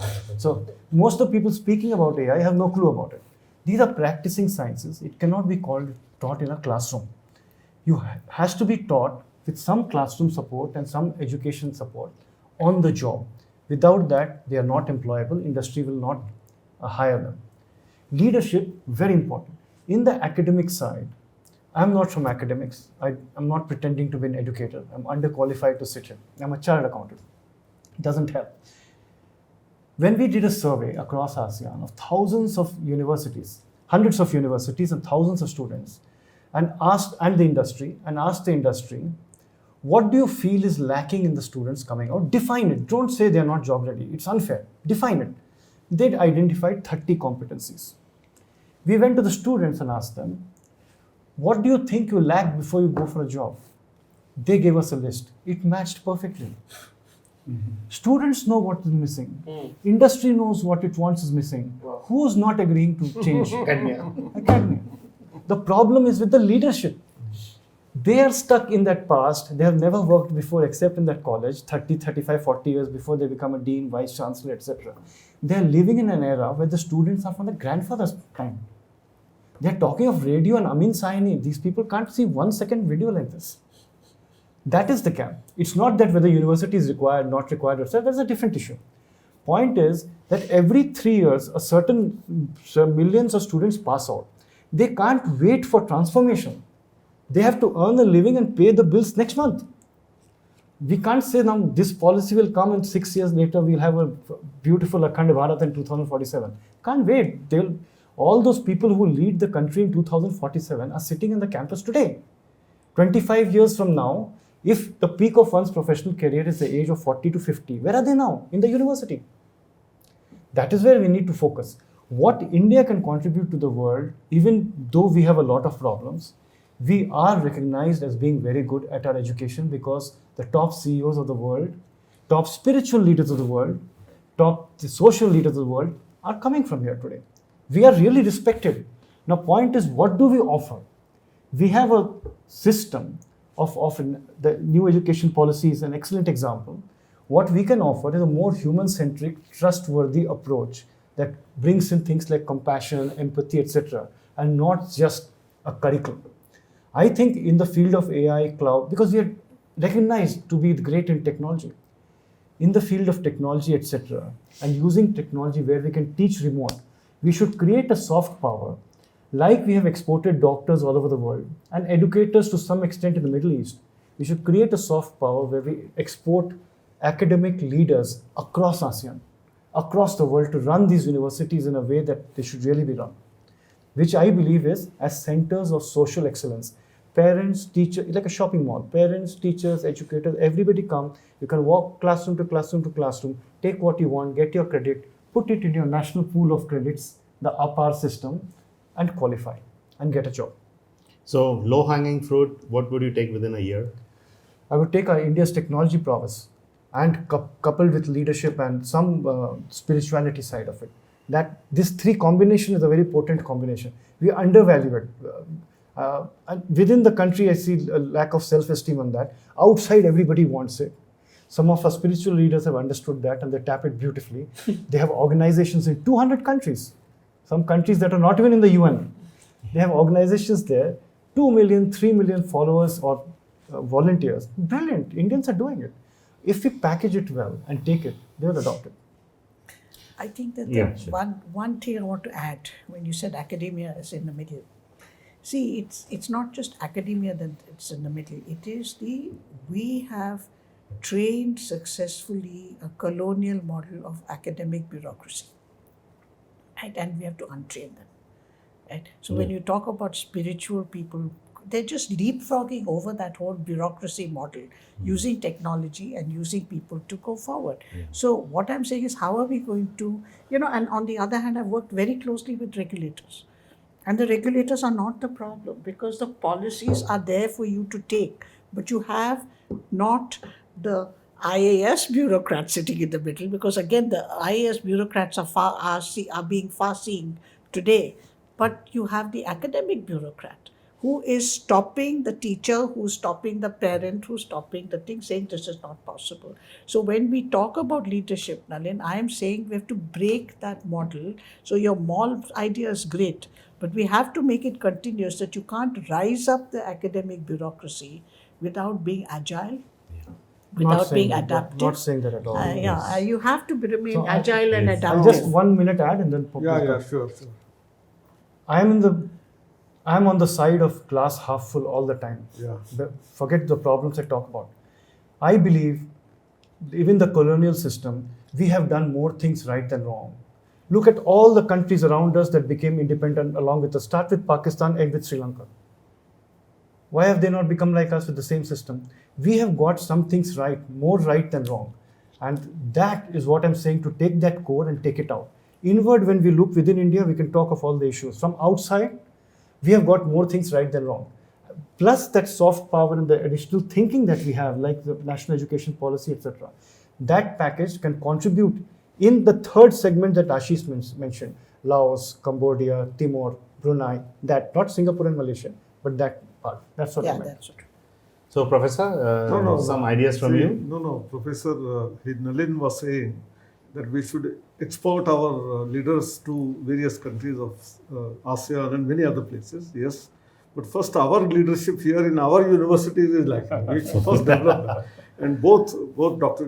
Geeta as well as what Vivek has said has great relevance. We have some initiatives which have been taken. We have to take them deep-rooted in terms of teacher education, right from the school to higher education. In higher education, there was nothing like teacher education itself. So that is being done as part of the 8-module certification program by AICTE. For all them to become regular, you have to go through that channel.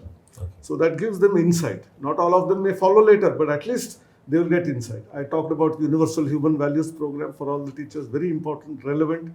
And then there are other opportunities which have to be created. As far as leadership is concerned, there was a program called the LEAP program, which was run by Ministry of Education. All IITs, IIMs and some reputed universities were given this task of developing leadership. There is still something lacking there. So I think we need to reinvent that in terms of all the ethos which we are talking about, whether it is emotions, because it's a ChatGPT era, is going to be very, very strong. And therefore, how do we create that emotive feeling amongst the leaders, listening skills, which I referred earlier, because most of the leaders don't listen. If a student or if a faculty comes to the vice chancellor or and starts talking, within the second sentence that he is saying, I know what you want to say, and he starts answering without even understanding what is the problem. And therefore, I think this listening skill is also very important for the leadership. And we need to bring it out very strongly in our whatever programs, whether it is academy or otherwise. We have this 8-module certification program. Madam, there is a need for a very good academy for leadership development.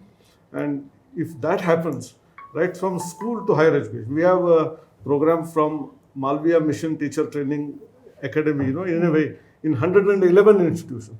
If 111 institutions start creating teachers, both school, high school to college and universities, I'm sure there is going to be transformation first required in India. We have 1100, 1200 universities, and I see pathetic leadership in some of these institutions, and therefore we then go to the other nations. That is my take. Sure. And how India has succeeded despite all of that is very strong democratic philosophy which is there in our psyche, in our DNA. That is the most I important. agree with you. And one thing that I joke with Sachin very often, and I hope he doesn't mind, is that in all the conferences we do about higher education, the one we are talking about the most, the student, is never a participant. Why did you not get one here as well? Because we are all lifelong Because they are all learners. students. We are all lifelong We are all learners. students. We are all learning. They're going to watch us on Instagram. We want young students also. Yeah. 50, 60-year-olds sitting and discussing the student who's on Instagram in the classroom, not represented here. So, Professor Anil, I wanted to ask you a little bit about, you mentioned some of the other products like APAR. Could you say a few words about how you think APAR may be suitable for ASEAN? See, Or and any other program like that, you think we can... Yeah, I had already talked about internship program. Yes. I spoke informally earlier about NEET, National Educational Alliance for Technology. I think, Nalin, this is right way, where a person who is able to pay for the product, he will pay, but for every 4 students who buy that product, 1 seat has to be given free, which is given to the socially disadvantaged sections or economically disadvantaged sections. This is a very important thing. We have to be very considerate about all these aspects. So someone is not capable of paying, and why do we leave him out? So NEET is another platform. I will not give details about that. Yes, sure. You talked about APAR. In the National Education Policy, it talks about multidisciplinarity on one side, multiple entry and exit. To really make it happen, we need to record and deposit the credits at one single place, and that is Academic Bank of Credits, which has started. But to have the uniqueness, and how do we identify that credit belongs to that particular individual, we require a unique ID for each student, every learner, and this is Automated Permanent Academic Account Registry, APAAR, APAR. APAR in all Indian languages is innumerable. So there are innumerable opportunities created through a unique ID, like an Aadhaar ID. Each student will have this ID, and whether it is for transfer from one school to the other, or when one is applying for job or after his education, whether he is applying for a loan for his, all the credentials are stored in the Academic Bank of Credits. And they are not just from formal education, but informal education, including the credits, as you rightly said some time ago, about sports, cultural activities, music, dance, whatever he has done, all those credits will get deposited. They may be formally be accepted as part of the transcript and university degree or not, but he will be able to claim this. And therefore, this system, if it is opened up for others, we also have another interesting phenomena which we started studying in India. This has been talked about for a long time, to get foreign students to India, because 40,000 students come to India, whereas 7 lakh students go out every year. So we once a while, earlier in Nalanda, Takshina time, the whole world was coming here. Now, why are we going out? We need to attract them. For that, this Study in India portal is a one-stop solution where any foreign student can register. It's a discovery based, so that the interest of yours, if you just give those keywords, it will give the best institutions in the country. Then you don't have to apply separately to all of them. One single application, it goes to all of them. Whoever gives admission on your dashboard, everything will appear. Once it appears, you select which one out of them you want to join. Then the embassy in that country will come to know that he has got an admit from this particular university and he has accepted it. Visa processing becomes easy. And there are rules of, after joining in India, FRRO registration is important. Otherwise, if a chap goes here and there for tourism and he has not registered, a cop will catch him and put him behind bars. Yeah. And therefore, FRRO registration right at the college level without going to a police thana. I think one-stop solution for all of this. All of this is done through the use of technology. And therefore, technology has great possibilities. I said NEET or internship, but APAR and Academic Bank of Credits, and several other initiatives for skill development.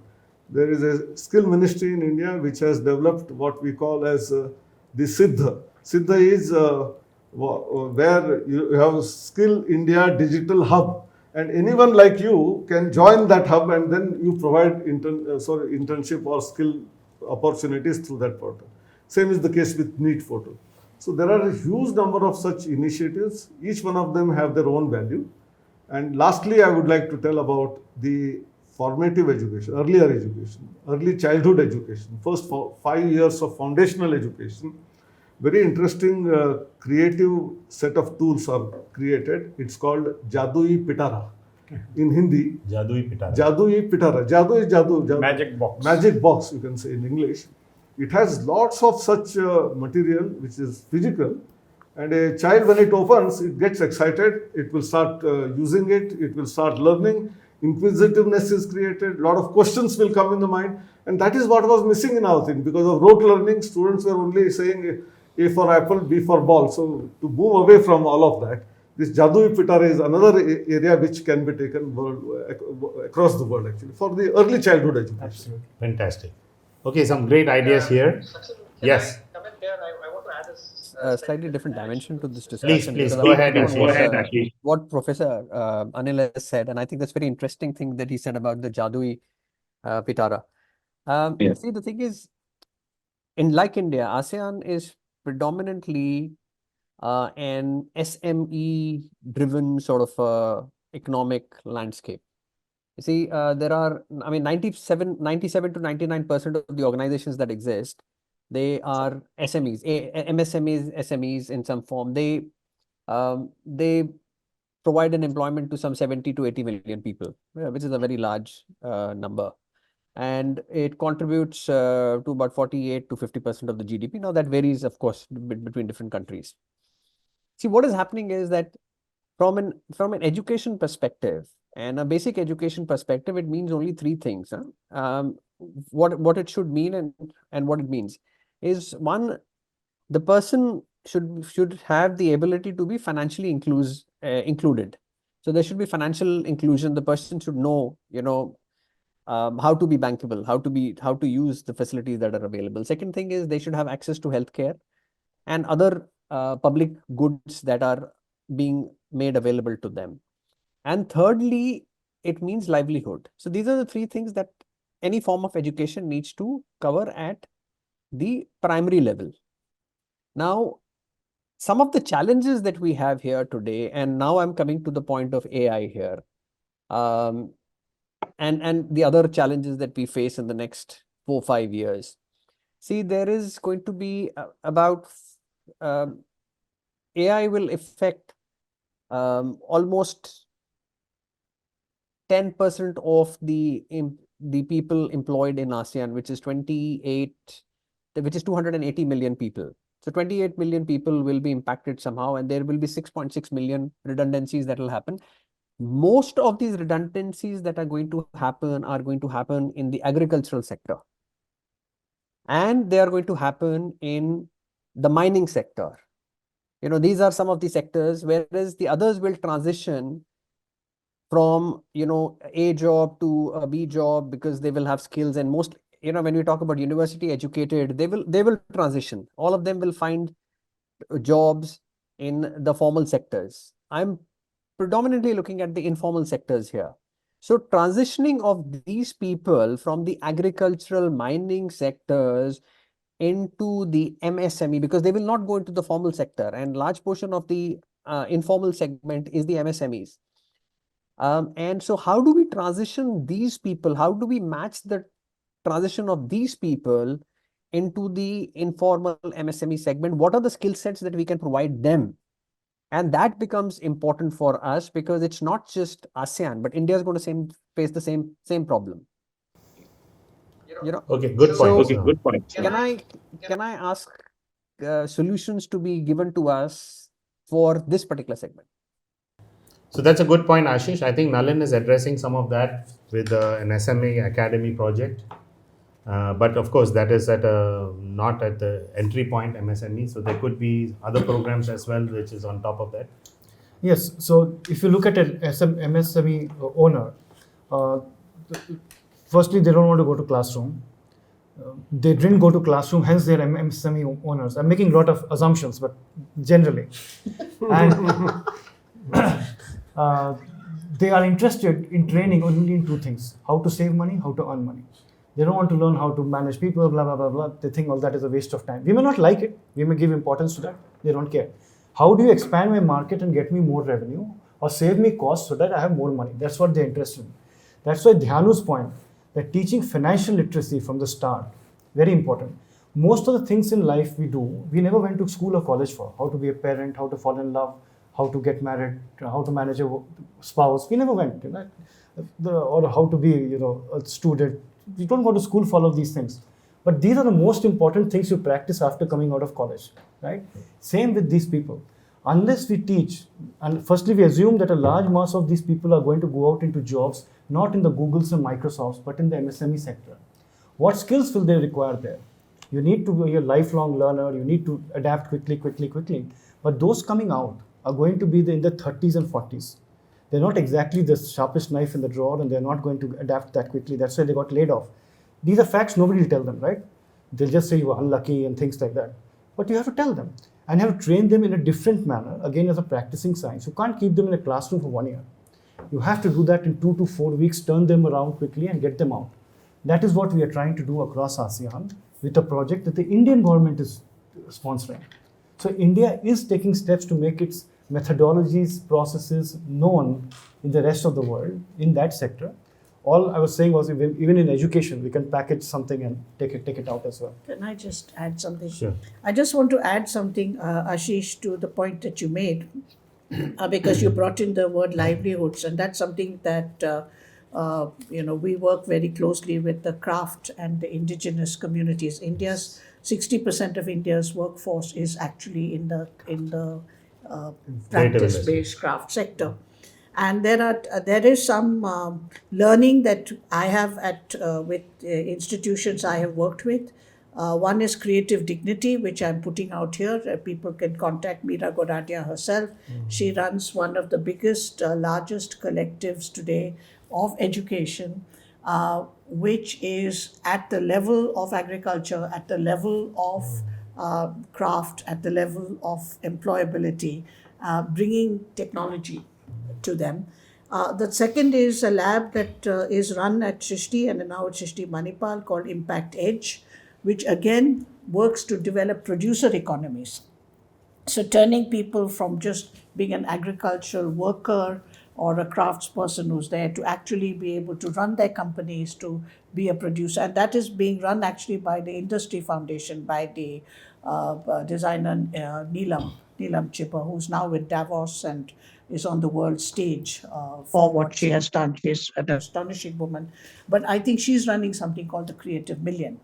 So these are things I've been associated with at an arm's length. I can't take credit for it, for Meera's work or for Neelam Chipper's work. Neelam is a textile designer and now is on the world stage. I mean, in New York and at the United Nations and at Davos for the work that she's doing. And we run a lab inside Srishti called Impact Edge, where we're developing modules for exactly the same problem. How do you take people off the field, give them the skills that they need, put them back in the field, but now they're doing something else. This is something really worth exploring. One quick point on this. Manipal? Yeah. Well, with Manipal now, but was part of Srishti. Okay. But I can introduce people to all the leading people who've done this.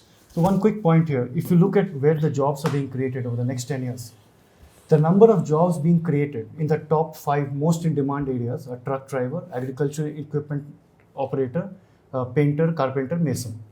The jobs required there are 150 times more than what is required for digital. Will any university open for that? Why not? Because those are poor people who can't pay the fee. You keep running this university saying this job, this digital, this industry 4.0, but 150 times more jobs are required for that. A truck driver earns $250,000 in Canada. That's why in Punjab they sell their property and go to Canada and drive a truck. PhDs. the jobs are required here. We're running an institution to give jobs here where they want unicorn talent, and this job requires reskilling every 3 years. This job requires no reskilling, lifelong. Carpenter, painter. No, there is skilling required there also. By the way, Yes. in College of Engineering Pune, Yes. for the first time in India, a very reputed college, second oldest in India, Yeah. we started a plumbing lab and training of plumbers in a civil engineering department. This is the first ever I've seen plumbing lab big being universities created. also. I've Excellent. seen. Yes. You have to Absolutely match. right. Yep. Can I step in and add something very interesting here? So Australia has something called a GTIP, a Global Talent Investment Program, right? They have about a quota of 30,000 for Indians every year that they open specifically for Indians. Now, under the Global Talent Program, you have all the high skills, so you've got engineers and you've got AI skills and all of that. But you've also got there the plumbers and the carpenters and the masons and the cooks, which are all there.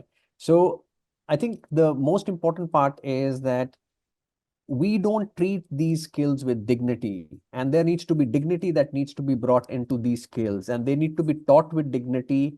They need to be given the same respect that the other skills are given. And that is something which is where we, I think, have challenges. And at this point, we need to start addressing these challenges, because the way I treat a plumber here in Singapore or in Australia, I need to be treating a plumber the same way in India. It's so I think that's if we can start with that, and if we can have some sort of a formal endorsement given to these people so that they are treated with respect, things will change. And I think that's where we need to start. And I would really appreciate if some of you have ideas that you can share with us. And then we can carry these, of course, to Yeah. ASEAN. See, Professor Anil, yeah. one of the things which I didn't mention is very relevant here is there is a national credit framework which we have created. Very interestingly, it is a three-dimensional axis. There is no slide, so I will show my hand and say there is an x-axis which is a general education axis. There are 8 levels. Level 4 is class 12, and then you go to 5, 6, 7, 8 up to PhD level. There is a vertical y-axis where it is all vocational and skill education, which NCBET approves that. And you have again level 1, 2, 3, 8, and you can get a PhD in vocational part. Oh. So this is X and Y. Z is more important. Z-axis is one where prior learning is recognized. Yes, recognition of prior learning. That means a student who has dropped out after 8th standard and gets into some job, he becomes a mechanic in an auto garage on the street side and has been working in that for 15 years. And then at some point in time, he decides that now that my family is settled, my income is robust, I should go back to education. That prior learning is counted, and he can come either in the general education or in the vocational education. His prior learning is evaluated as what, at level 3 or level 4, because he has earned expertise in the hands-on, and we recognize that. This is a very interesting phenomenon. You must look at this national credit. National credit So framework. you have to come and see what we've done. We've got all those 3 axes. That's what we want, that all the of it whole worked country out. should do it. This is a No, but framework. that's what I'm saying. I'll share it with you. Take Fantastic. it and do Yeah, it with the yeah, whole yeah. world. Because I've got all 3 axes working. Yeah. Hello. This song. Go ahead, Ashish. Ashish. So if there is a formal framework which already exists, I'm sure we would like to take that to ASEAN and implement that across ASEAN. I have a formal framework UGC approved and AICT approved. What is it called? It is this multiple dimensional exit and entry, multiple points of exit and entry, which takes our recognition of prior learning. It takes the capabilities, which are what you call skills, on one framework, and it takes the professional learning. And we have done the framework to map both the UGC, the vocational, everything. And it has been a Board of Studies Academic Council approved. So I think Is there a name for it? Well, it's ours. It belongs to Srishti Manipal. Srishti. So Srishti. Now with Srishti Manipal. No, you have this But it now was in the my national work. credit framework Yeah, itself. and I've edited it available for the in the National Credit education. Framework. Okay. But I'm willing to share it because I don't think that anything should be kept in a closet and then we will never see any change in the country. So But, shall we wrap up with some comments from both Dhyanu as well as Avello on how do you see, because you are from the venture capital side, or I would say from the resource allocation side of making projects happen. My number is. If you see good ideas and you see a good application, No, I want to then you see there's a good reason for you to step in. So how do you view what you've heard so far?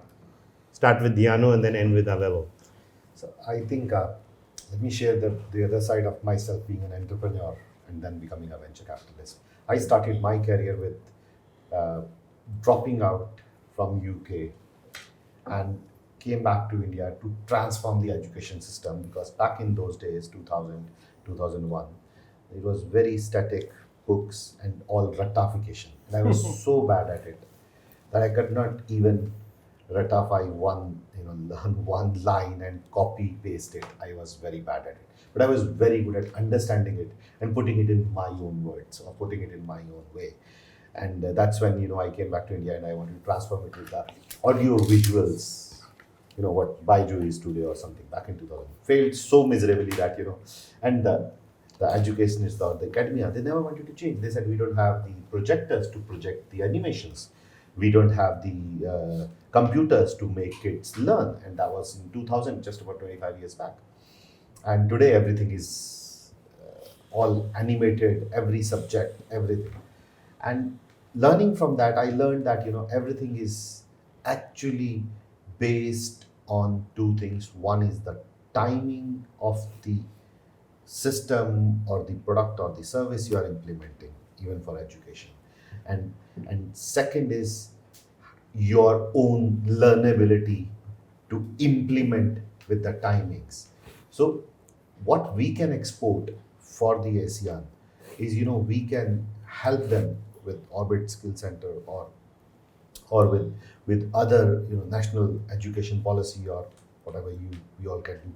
We can help those countries identify at what time they are standing at, because as my understanding, India in the 2000 decade was in the 1960s to 70s of America, and India in the 2020 decade is in the 2000s of America. So in the past 15-20 years, we have overshot 50 years of America, and probably by that 40s we may overpass them, and we will be the country which is exporting everything, apps, super apps, or UPIs, which is already being done, and people see.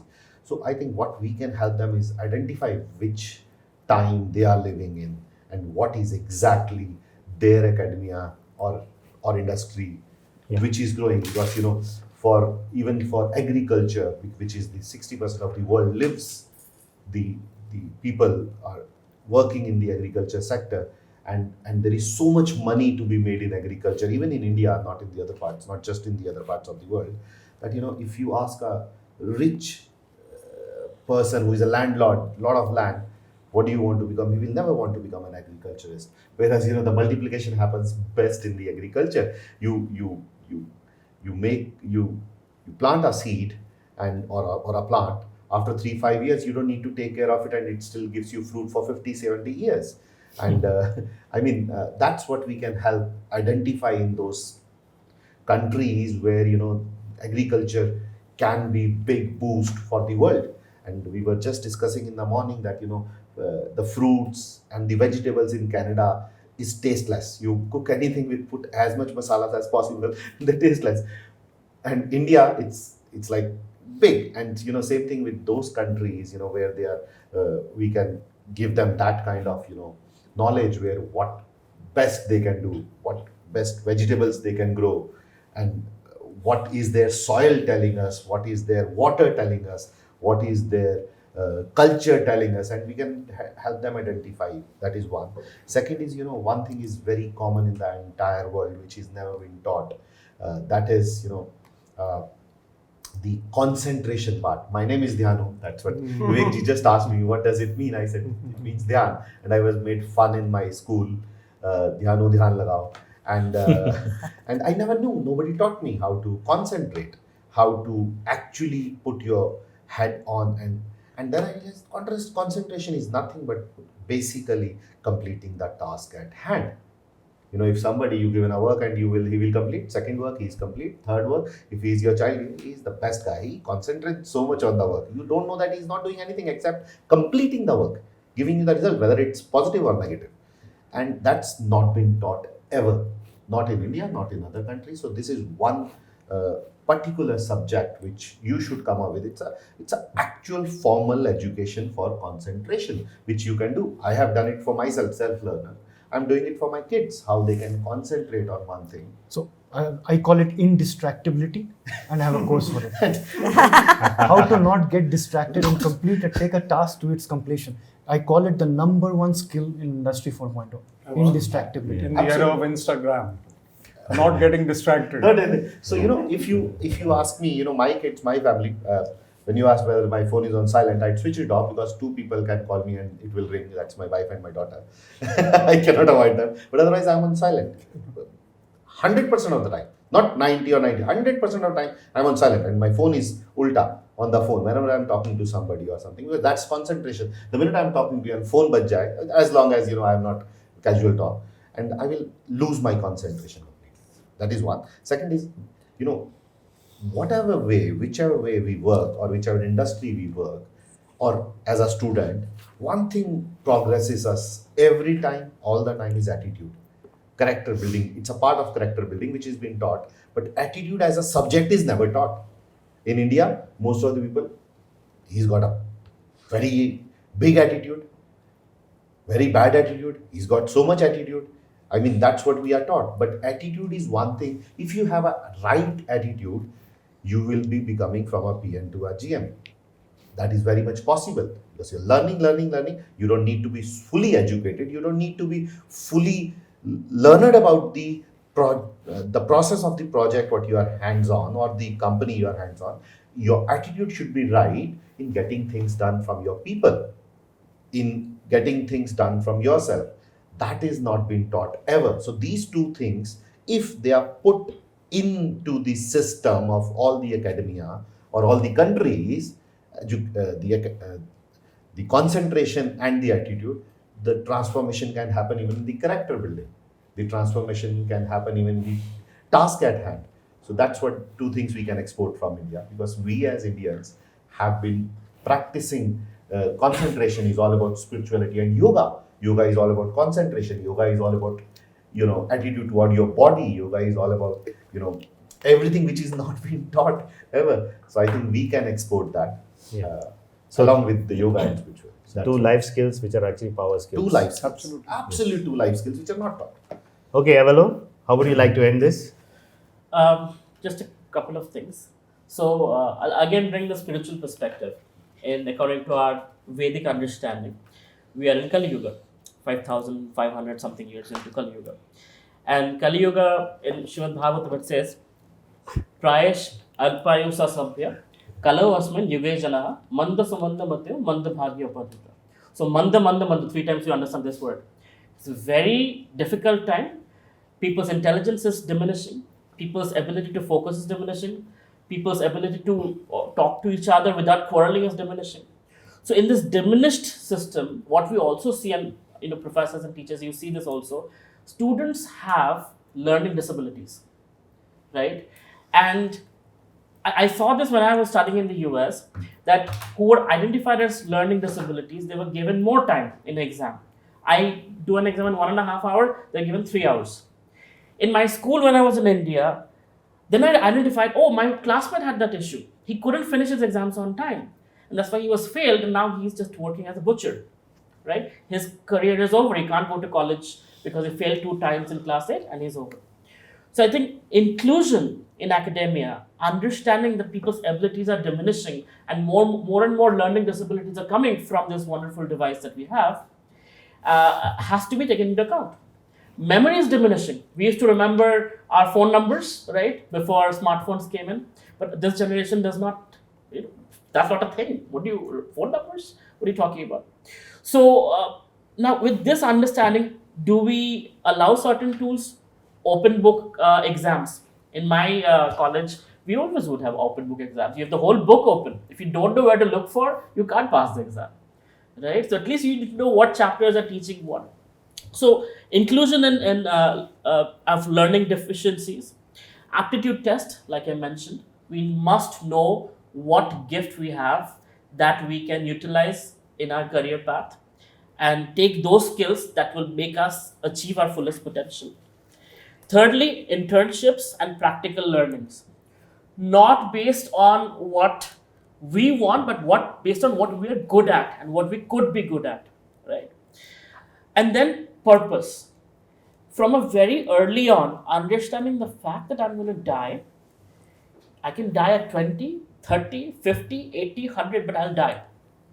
So what is my purpose in life? What legacy do I want to leave behind? And if we have that purpose clear, then we are not only learning skills, getting a job for survival, but we will thrive in this world, right?